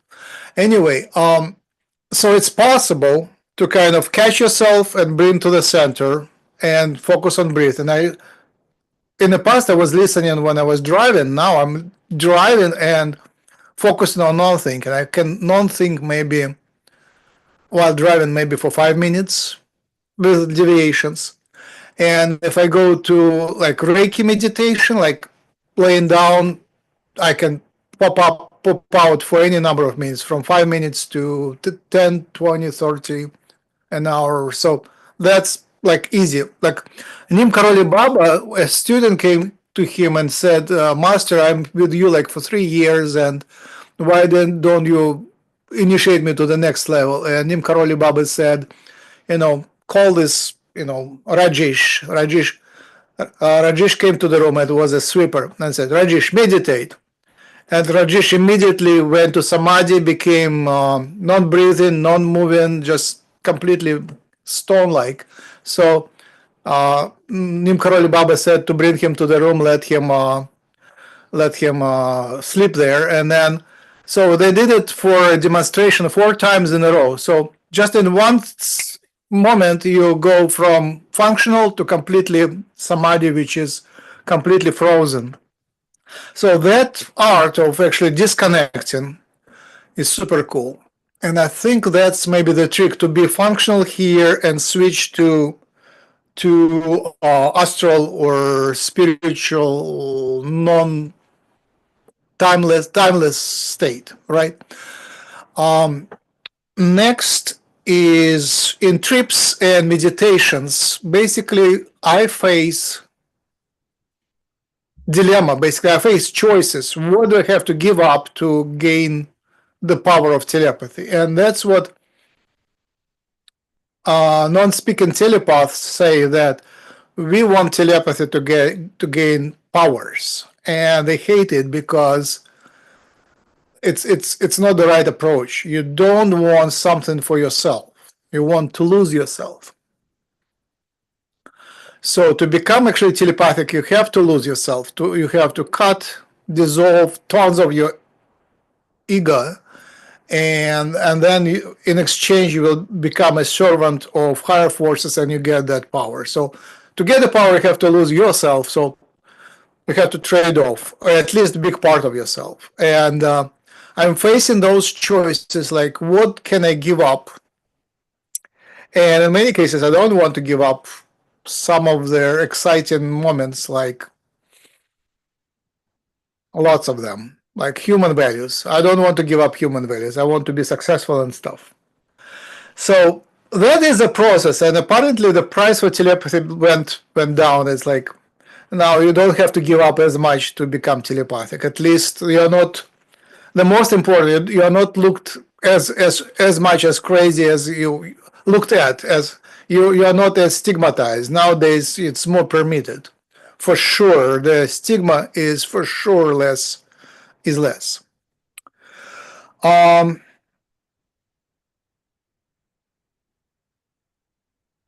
a sec. Forrest Gump is a super interesting example. Like, Forrest Gump is a typical autist, and it's played perfectly, and the plot is perfect, and you can see what you can learn from Forrest Gump. Essentially, the whole civilization can move to become lots of Forrest Gumps. You don't have to. There are other types. Like, one of them is the Scent of Woman, the military officer. How do you call him? Do you know? The Scent of Woman? The Scent of Woman, the movie, the artist is famous. Just Google it. I've heard of it. I just can't remember who is in it. So he is like the other way, like super controlling, but as a military type, a fighter type, you still have to be connected to higher forces. So there is a lot of those, especially among caretakers of autists, who are in charge, who have to control physicality, but then they also connect through the other channel. And what was Al Pacino? Al Pacino, yeah. And Sheldon Cooper in Big Bang Theory is a typical autistic savant. And when we saw it for the first time, it was, yes, that's us. There is so much recognizable stuff. And actually, I started copying him, especially in his disconnect switch. Like, he was super fast to disconnect. Like, so, you have to do that. His friend says, you have to do that. And he says, I don't want to. That's a social convention. Oh, okay. So that easy switch from one emotion to another, I think, is actually the coming future. We have to actually be able to switch emotions, like Sheldon Cooper does. And then Sherlock Holmes in British, what's the actor? I don't know the name of the actor. Anyway, new Sherlock Holmes like 5 years ago, 6 years ago. That's the one. Cumberbund? Benedict Cumberbatch. Cumberbatch, yeah, something. Cumberbatch, Sherlock Holmes. He played an autistic savant really well, so that's another one. He's not a very admirable one, but at least we are already exposed to those. It's not something new, but looking actually at videos of actual autists and I connected to an autist on YouTube with friends. I just started talking to friends, and friends started connecting to me, so I was able to communicate to an autistic adult my age, verbal but barely verbal. So now I realize it's a very high being. It's a very super high being, very like on a level of high yogis. And that would be my first main point to go in meditation. I would first connect to him, and then to others, and sort of that's my now meditation. Connect to individual autists who I know, and then connect to my telepathic friends I know. And we don't have a lot of communication going, but that connection in meditation is, I think, is a super cool tool. And then finally, I had one perfect telepathic experiment where, with someone close to me, we went to some sort of meditation, and there was like one word, but very unexpected word, which I was able to send, and it was just done. So it's working, but you have to be in a special state, and that special state is losing control, essentially. Like for me, losing control is super tough. Like you really have to leave everything, like lose control of everything. You basically have to die for a second or for minutes. For a few seconds, you have to like really like get out of here. And when I feel now the waves of this losing control come into me, and it's a choice. Do you actually are you able to release control? And on the other hand, like a few years ago, I practiced trust, and as a result, I bought a used car, which was completely unworthy its money for $3,000. So I lost $3,000. So actually, don't want to like you meditate, but hold on to your wallet. You have to really trust in God, but how was the word? Hold on to your wallet. So please. There's a great technique called the star meditation, Mm-hmm. and it's surrender, trust, allow, and receive. Mm-hmm. I find that's very effective if you want to do some psychic work. So surrender is like you have to let go of all your expectations, all your worries of the day, all the things you have to do. Trust the process and that it will happen. Allow is it you actually allow the process to occur. And R is receive. So it happens. And I find that quite effective. And it's just what you're talking about, really, Max. To that I would add, higher goals, serving some higher goals, like subscribing to a higher goal. Once you connect, it's called, in Russian, it's called egregor or egregor, higher energy. When you connect to high energy that you like, then you trade off, essentially. You connect, you serve the purpose, the goddess, and then you become its agent. Go ahead, Adriana. So this is an interesting meditation point, because the whole thing of letting go of the ego and letting go of the self, because that is something that we only wear for a lifetime, what we perceive as the self, and that there is no I, there is only being. And when melting into this sort of meditation, allowing yourself to kind of melt into the universe, I've found focusing or being in a state of not just trust, but love, gratitude, and appreciation really helps a lot, instead of focusing on I'm letting go of my thoughts, I'm letting go of myself, my wants, desires, or whatever. It's more focusing on where you want to be and allowing yourself to experience those emotional states. That's it. Very cool. I'm now like a very devoted follower of Ramdas Nimkali Baba, and the idea of it's called subjective idealism and monism, where you realize that, and I think it's Atman, that everything is one consciousness. Everything is one consciousness, and me is essentially that universal consciousness trapped in the body, connected to the body. But it's still the same consciousness, just filtered out to little tiny Max, but it's the same one. So every other human is the same consciousness, and you recognize that universal consciousness trapped in all other bodies. So then any prayer, any spiritual work, any meditation, any gratitude is to who?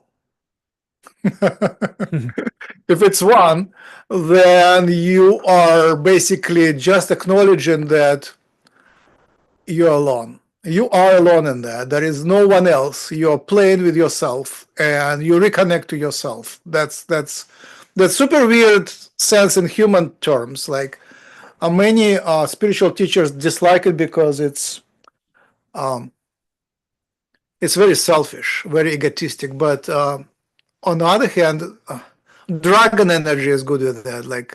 Like there is nothing other than me, universal consciousness, being trapped here, and whatever you do is just for a dance. There is no goal. There is complete freedom, no obligations, no nothing. You can do whatever. That's liberating, and also gives you a lot of loneliness. One thing I wanted to mention is, David, just a sec. Sure. Pain tolerance. The more you go into there, the more I experience pain, and it's like hours of pain. Sometimes it's very clearly coming from someone else, but sometimes it's just and you only can take it if you realize it's all an illusion anyway. So you kind of lift yourself up for no reason. Okay, I'm going up, and you go through the pain. Like just pain, spiritual, energetic. It's not even physical unless it manifests.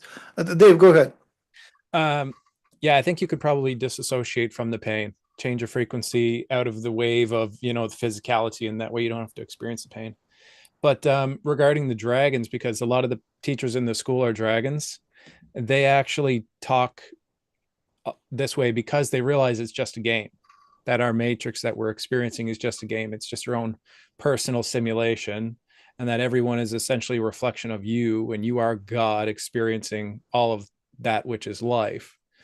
And all these parallel lives and realities and timelines is all just you experiencing everything all at once, all in the now. So enjoy it. That's what they say. But I mean, not all the teachers are like, none of them are malevolent or narcissistic in that regard. Like, just do whatever you want to anybody else. They don't teach that. But I could imagine a lot of dragons would be like that. Like, who cares? It's just a game, more or less. All right. Time is up, I think, right? Is it 2 hours as we are playing? Maybe we started a little late, but I feel like we should start wrapping up. So first I want to check my sound. How is my sound? Is it loud enough? Is it clear enough? Okay. Good. Yeah.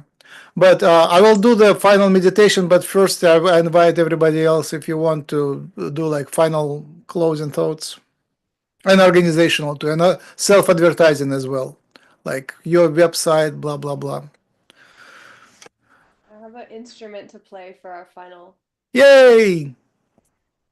And my YouTube is Shocks Talks. Oh, right. Hold on. I will. How do you spell it? I will spell it and show it. Just a sec. So I have my nickname Shocks or Shock. Some of my friends, so I just did Shocks Talks because it's silly. Did and I spell it rhymes. right? Yep, that's right. Ooh, tuning forks. Yes, we're gonna have some. No, it's missed. It moved around. Oh, now it's good, right? Yeah, that's right. It's double. Okay. Anyway, what I wanted to say, to play music, you have to turn on original sound. Yeah, it's too hard. It's like whatever. Let's assume it will work. Next time, before we start, let's prepare. I'll drive you through pressing buttons Oh to no, I'm enable. gonna play an instrument that's right here. I'm just put the mic next to it. Yeah. And Zoom filters out music unless you turn off the setting. Oh really? I think you have Yeah. to turn original sound on. And Yeah. It Well, takes let's like a test minute. it. Let's just test up it. your Tell me. music. Okay, go ahead. It filtered out. Nope, no sound. Not working. Okay. Dude, I can drive you now. If like, you can see microphone in front of you. Yeah. Right to it, like click that extension where you select audio settings next to Okay. the microphone. Go to audio settings. Down below audio profile, do you see it? Original sound for musicians, do you see it? Speaker, microphone, audio profile, two major headings. Speaker and microphone. Under that audio profile, do you see it? Yep. Under the third line, original sound, turn it on. It's not showing me that original Oh. sound. So under audio profile, there is no third line original sound. No, it just says Okay. background noise removal. I could take that off. Yeah, take it off. Should be fine. It won't let me. Okay. Okay, wait, try this. See if this. No, it's still not working. Okay, well, Do you see on the top of the black screen, do you see something like filter out stuff on the top of the screen? No? background and effects. No, that's not right. On the top, no? Okay. No. So next Oh, time, I didn't we know it will... did that. Okay. You will, how do you say, update your Zoom to the new version, and then where I showed, like, first thing you do that in original sound in that white window, and then on the top in the black window there you have to turn it on again. So it double switch, and then finally you can play music. Oh. Yeah, we do it for the last 5 years, and Zoom is sort of but it's really good in filtering out noise. Like if there is noise around, you can actually hear the person, but it considers music to be noise. Anyway, David, your turn. Yes. So my name is David Lotherington. I have a website called thefederationlight.com. I'm a channeler and an energy healer, but I'm focusing more on channeling and teaching these days. And my goal is to help humanity to make psychic abilities common for everybody in the world. So a lot of what we do for the last 4 years, I've been mining information from the gods, higher dimensionals and galactics and angels and all that. Trying to figure out the answers to all the questions that we might have regarding how to do this or how to do that psychically, and what is the meaning of life and the conditions of the matrix. We learn about alchemy and magic, etc. And so that's what I do, like 4 days a week. I just channel for you guys, and for anyone who's interested, you can join the school for a month for free. Just go to our website, send me a message, and that's about it. That's me. Did you learn channeling from Human Colony? I did. Yay! So yeah, the story is that Human Colony started I spoke to aliens through Jim Charles in June, and in October we went public first time on YouTube, and people join us, and it's hucolo.org. I will show you that one. Yeah, this one. Join us. It's a channeling community, and channeling telepathy is the same thing. Just channeling, you telepathically connect to everyone, including people, angels, aliens, gods from other dimensions. In telepathy, you actually have to have a physical person down below here. Mediumship is about the same thing as channeling, except in channeling you sort of allow more of the other energy to come through, while in mediumship you stay in your body and you sort of speak to both directions. You speak to someone physical here and you speak to someone astral there. But otherwise, telepathy, channeling, and mediumship is pretty much very similar phenomena. So we are doing some sort of telepathy for a while. And Human Colony has lots of channelers, and Jim Charles is the central one, and he speaks every other Saturday on hucolo.org. Find us on YouTube. And David, you do you do private sessions? How much is your private session? I don't do private sessions anymore. So what's your business model? You just charge for sessions, public ones? Well, no, we do like a monthly membership of $100 per month, and we have a mentorship program to. It lasts for 3 months. We have a few teachers in the school already, and they essentially teach you how to protect yourself psychically, how to communicate with your guides, a lot of techniques that have to do with psychic abilities, and we kind of give you a good ground foundation to become a psychic if that's what you're interested in, or to become a healer, and that just helps you get into the program. And then you really learn from the gods as we channel on. We have 2 classes on Sunday, 2 classes on Wednesday, learning about divine masculine and feminine on Wednesdays, and we have initiate level on Sundays and Wednesdays, and adept level is on Sunday. So you teach telepaths. Yeah. How good is your telepathic success in terms of precision and ease of telepath that you teach? So we don't work as much with precision as you would love. I know that you would love the precision part. But we really just want to get people doing the activity and doing it in a safe way, so that they don't get hurt, and so they learn how to connect to certain frequencies, rather than verification necessarily, because we can verify after. So is this telepathy with physical people or with spiritual energies? We work primarily with the Galactic Federation of Light on the Ashar Command. So we work on the Athena ship, and so we primarily communicate with galactics. Okay. Who is next? Yeah, go ahead. I'll go next. So yeah, so I'm a channeler and a quantum healer, and I do work with a mediumship group, and always striving to assist people. For me, my website is wendynapolitano.com, and it's on my name here, on my image, it should be there, but it's wendynapolitano.com. But I also take groups on retreats, and we're getting ready to have one in Mount Hood. It's going to be at the end of May, early June. So it'll be that weekend, Friday, Saturday, and Sunday. We'll have a workshop on the divine masculine, divine feminine.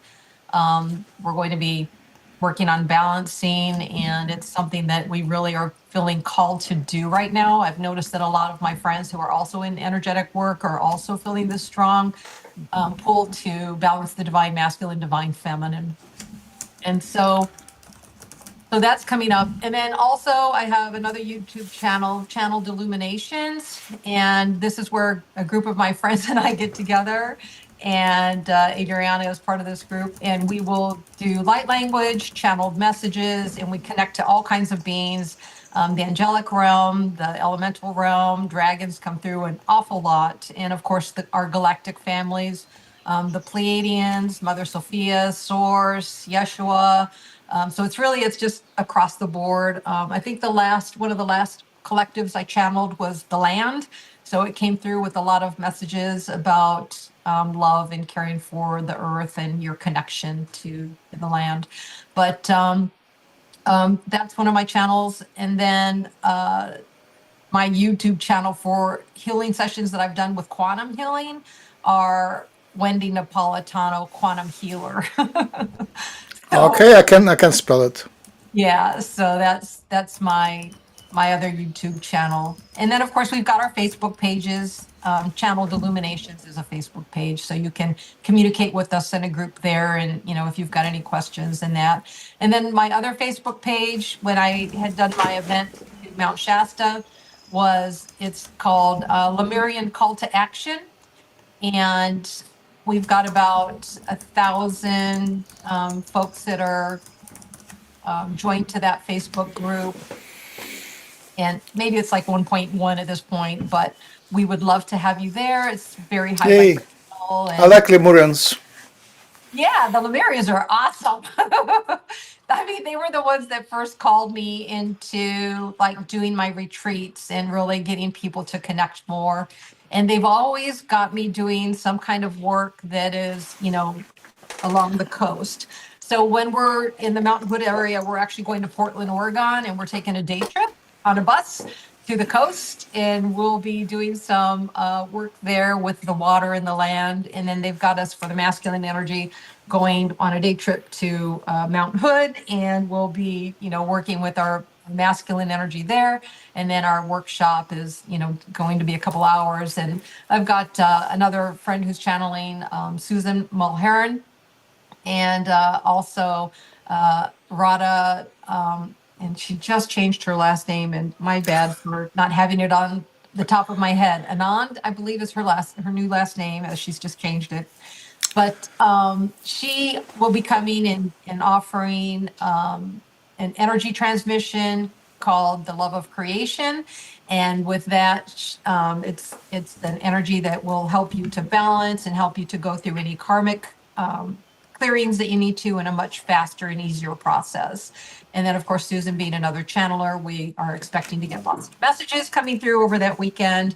And then, of course, just having fun, because, what's life if you're not? Yeah, it sounds super fun. I want to be doing more of that. Somehow I'm joining. I ended up trapped in science work. Finally, I'm being demanded and useful and doing some actual work for others, like mainstream one. My husband is coming on this trip, so he's just all about let's go and see what happens.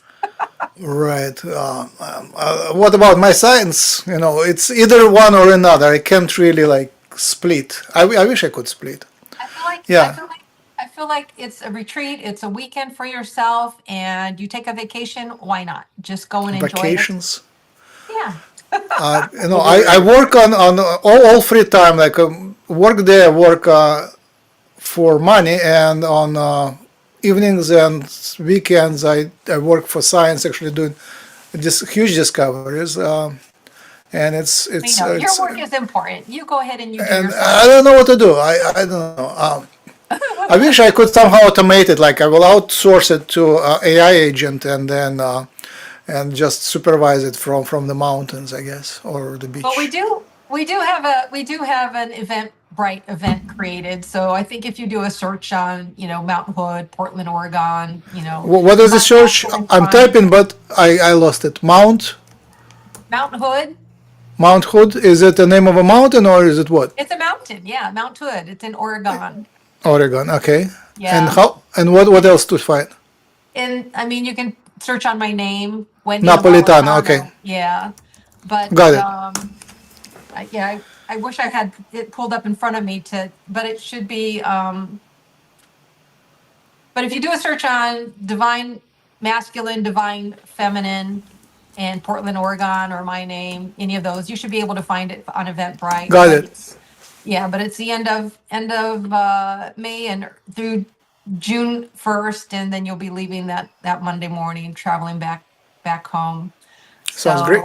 Yeah, so it's going to be a lot of fun, and there's several of us gals who have traveled together to various locations, and so we've got this beautiful community that we're a larger part of, but we've been running around calling ourselves the Starseed Sisters. Yay, starseeds. So we didn't discuss much of starseeds today, but yeah, that's super important. I'm sure we'll be doing some kind of a CE5 event on the evenings when we. Right. Yeah. Aliens. Yeah. CE5s are now also permitted. It's absolutely just. I mean, they want us to do more and more, and so we are. Yay. Okay, Adriana, would you like to speak up? I'm Adriana Shortino. I don't have a website. I don't have anything for sale. I'm a student of channeling, Buddhism, and sound healing, specifically biofield tuning. That's it. Super and I'm cool. a human and I love everyone. Yay. Awesome. I guess we'll start the galactic languages and blessings and stuff, right? So I guess should start and then we'll see what happens.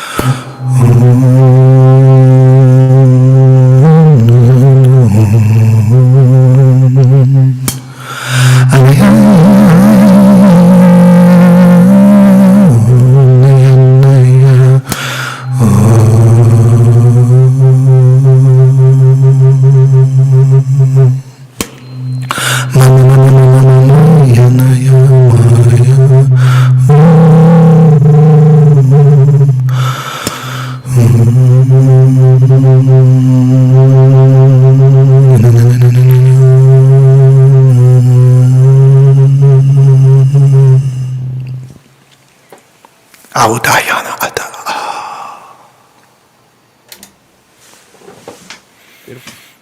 Go ahead. Me? Horror. I'll go. Let's see. Druk uma shalema imat uma deshka lem sumat e shawa mesa eaka druk malemar shamk uma feyumsha lemats emashkum drukumashk enai sile emark. Every time you open your eyes, you should appreciate your life, your surroundings, your world, your communications, your understandings.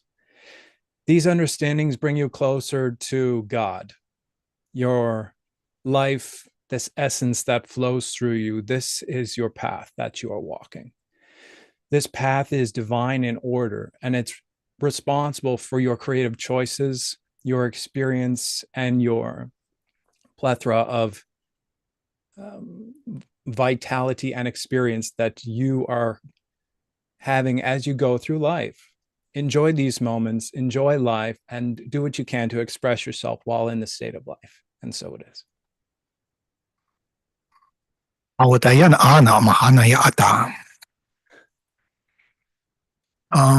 Do you translate? Whoever? I don't know. I don't have translation. They don't give me translation. So what I've taught my group is you just need to ask and then listen for the words that come into your mind. You just set your intention when you're doing your light language that I will get a translation and ask for the translation and then just hear what comes. You may only get 2 or 3 words at first, but with experience as anything, with practice, it will come through easier and easier.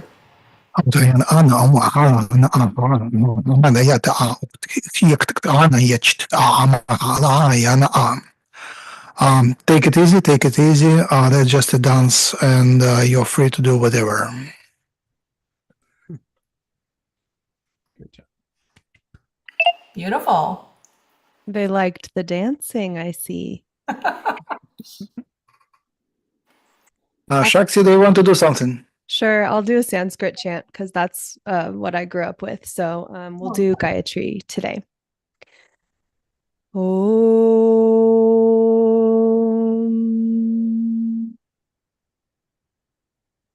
Om Bhurbhuvasvaha Tatsaviturvaranyam Bhargo Devasya Dhimahi Yo Yo Na Prachodayat. Om Shanti Shanti Shanti. May the entire universe be filled with peace and joy, love and light. Anyone else? Yeah, I'll do some light language too.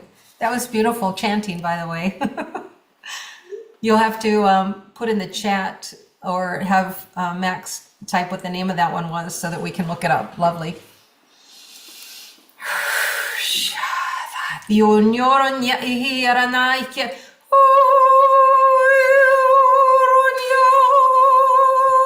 Ata inyoronya shachiktiya na takrinya tkiya patatayenya thuyotoyenya pache shunyoro no hayenya tanya huirana tache tuyenyesh atathinyoronya hirana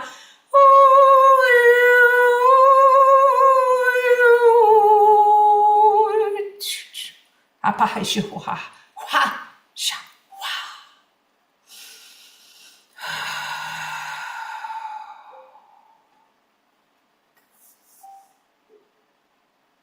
Blessings, beautiful, dear, beloved ones. We thank you so much for coming and listening to this enchanting conversation, this beautiful dimensional experience of reaching out into the worlds beyond you for understanding, for celebration of those who many have deemed in the past to be challenging to experience being in their presence with lack of verbal communication, with lack of the ability to communicate sometimes and often in any and many forms. And much of this is due to the galactic structures, the DNA components within the actual physical being, and also along with that, the sometimes new experiences coming to Earth for the first time and not really understanding how to work in a body. And this is okay and acceptable because oftentimes the soul wants to come and have these broadened and expanded experiences. So we are very grateful for this conversation, for the love and friendship that each of you have shown one another today, although not having necessarily met everyone within this group, and yet being open to the broad expansiveness of these experiences. We do look forward to future telepathic communications, not just with this group or those that may watch in the future, but those who will be coming forward as they are stepping into these new, brighter, energetic light codes that are coming online at this time, in this time frame of coming into April and moving toward the end of this year will bring forward many experiences that the collective will say, oh, I always thought that was only psychic people that could do that. And they will find their experience broadened as well. So we are very grateful to you in this moment. I come to you as a Dhamma. Also, the toning that was given to you earlier was provided by the Hathors. They work in sound energy and healing, as does this channel. So we are very grateful. We are very grateful and honored to be in this energy at this time with all of you. Our blessings. My gosh, my heart is beating so fast. Thank you. Hold on. Thank you. Adriana?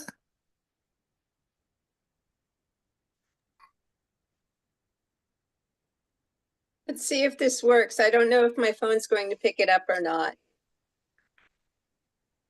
So this is 528 hertz. Breathe it in. Let it vibrate through your body. It'll clear you out and balance you a bit.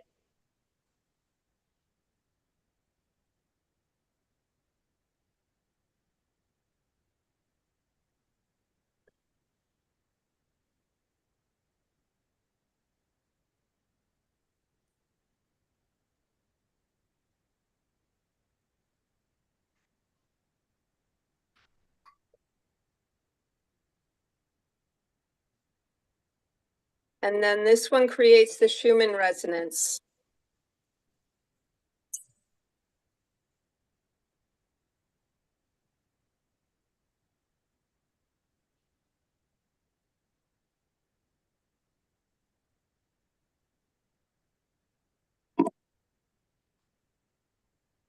Is that one coming through? Only telepathically. I mean, I'm doing the telepathic webinar. Okay. Don't filter it out, so you have to guess. Not hearing Yeah, it with that my one ears, but doesn't we were pick up, getting but it that's all right. telepathically. I'll do some light language, or I'll try. Like I said, I'm a student, but I think it's good to be brave and try, and that encourages other people to get over themselves. Okay. Okay.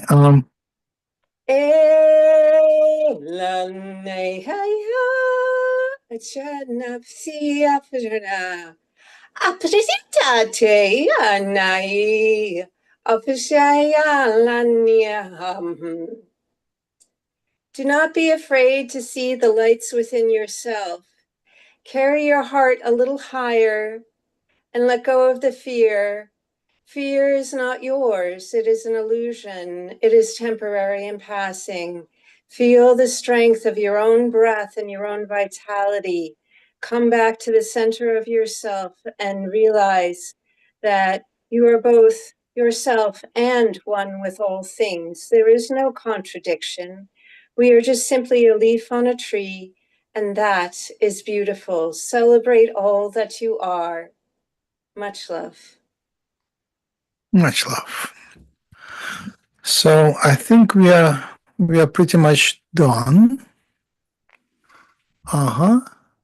So you can find me at maxrempel.com, and if you want to be included in invitations, just write to me, and you can also connect to me on WhatsApp. That's my number on the screen, 585-705-1400. I'm lately very interested in connecting to Latvia, and if anybody is from Latvia, please connect to me. I would be interested in visiting there. So that's, I think, our third or fourth webinar on discussing the telepathy, and I think we will be doing it more, and especially because we're so wonderful guests, it's so much easier to do when you're talking to each other instead of talking to the black screen, hoping that somebody will listen. So I'm publishing it on hucolo.org and Hucolo channel on YouTube. So join us there. But to subscribe and invitations, go to that. Email me, please. In the past, we were just publishing our links openly, but nowadays with tensions and bots, it's impossible to. It's possible, but you have to be way more sophisticated to fight off bots. So it's just easier to only have a list and send the link to trusted people.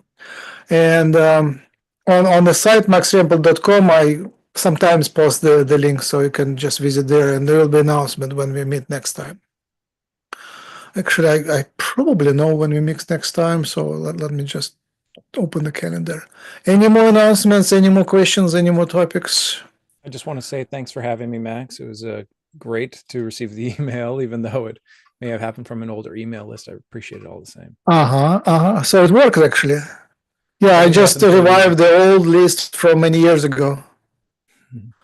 So the next one is on April 26th, Saturday. So end of April, Saturday. And it will be pretty much the same thing. Same time, we start at 8:35 San Diego time, and plus 3 hours, it would be 8 plus 3, 11:35 New York time. And join us there, and yeah, come and let's talk about telepathy and connect. And yeah, by the way, whoever listens, connect to me telepathically. Don't assume that I have to be like in a special state to accept it. I'm accepting messages. If you message me at some time and I go meditate later, I hope it will jump time and get to me. So, and I will send you, if I hear you, I will send a message back. So that's my way of taking it. Like, let's just meditate and see what comes and reply to that. We are all universal consciousness, just trapped in multiple bodies. That's all that is. And we are shifting into the society and reality and dimension where telepathy is just a commonplace. It's normal. Everybody is telepathic now, especially children, especially animals, especially plants, especially the ocean. So we're just catching up. So have a good day, and I will turn off the broadcast and we'll chat a little bit offline. Goodbye.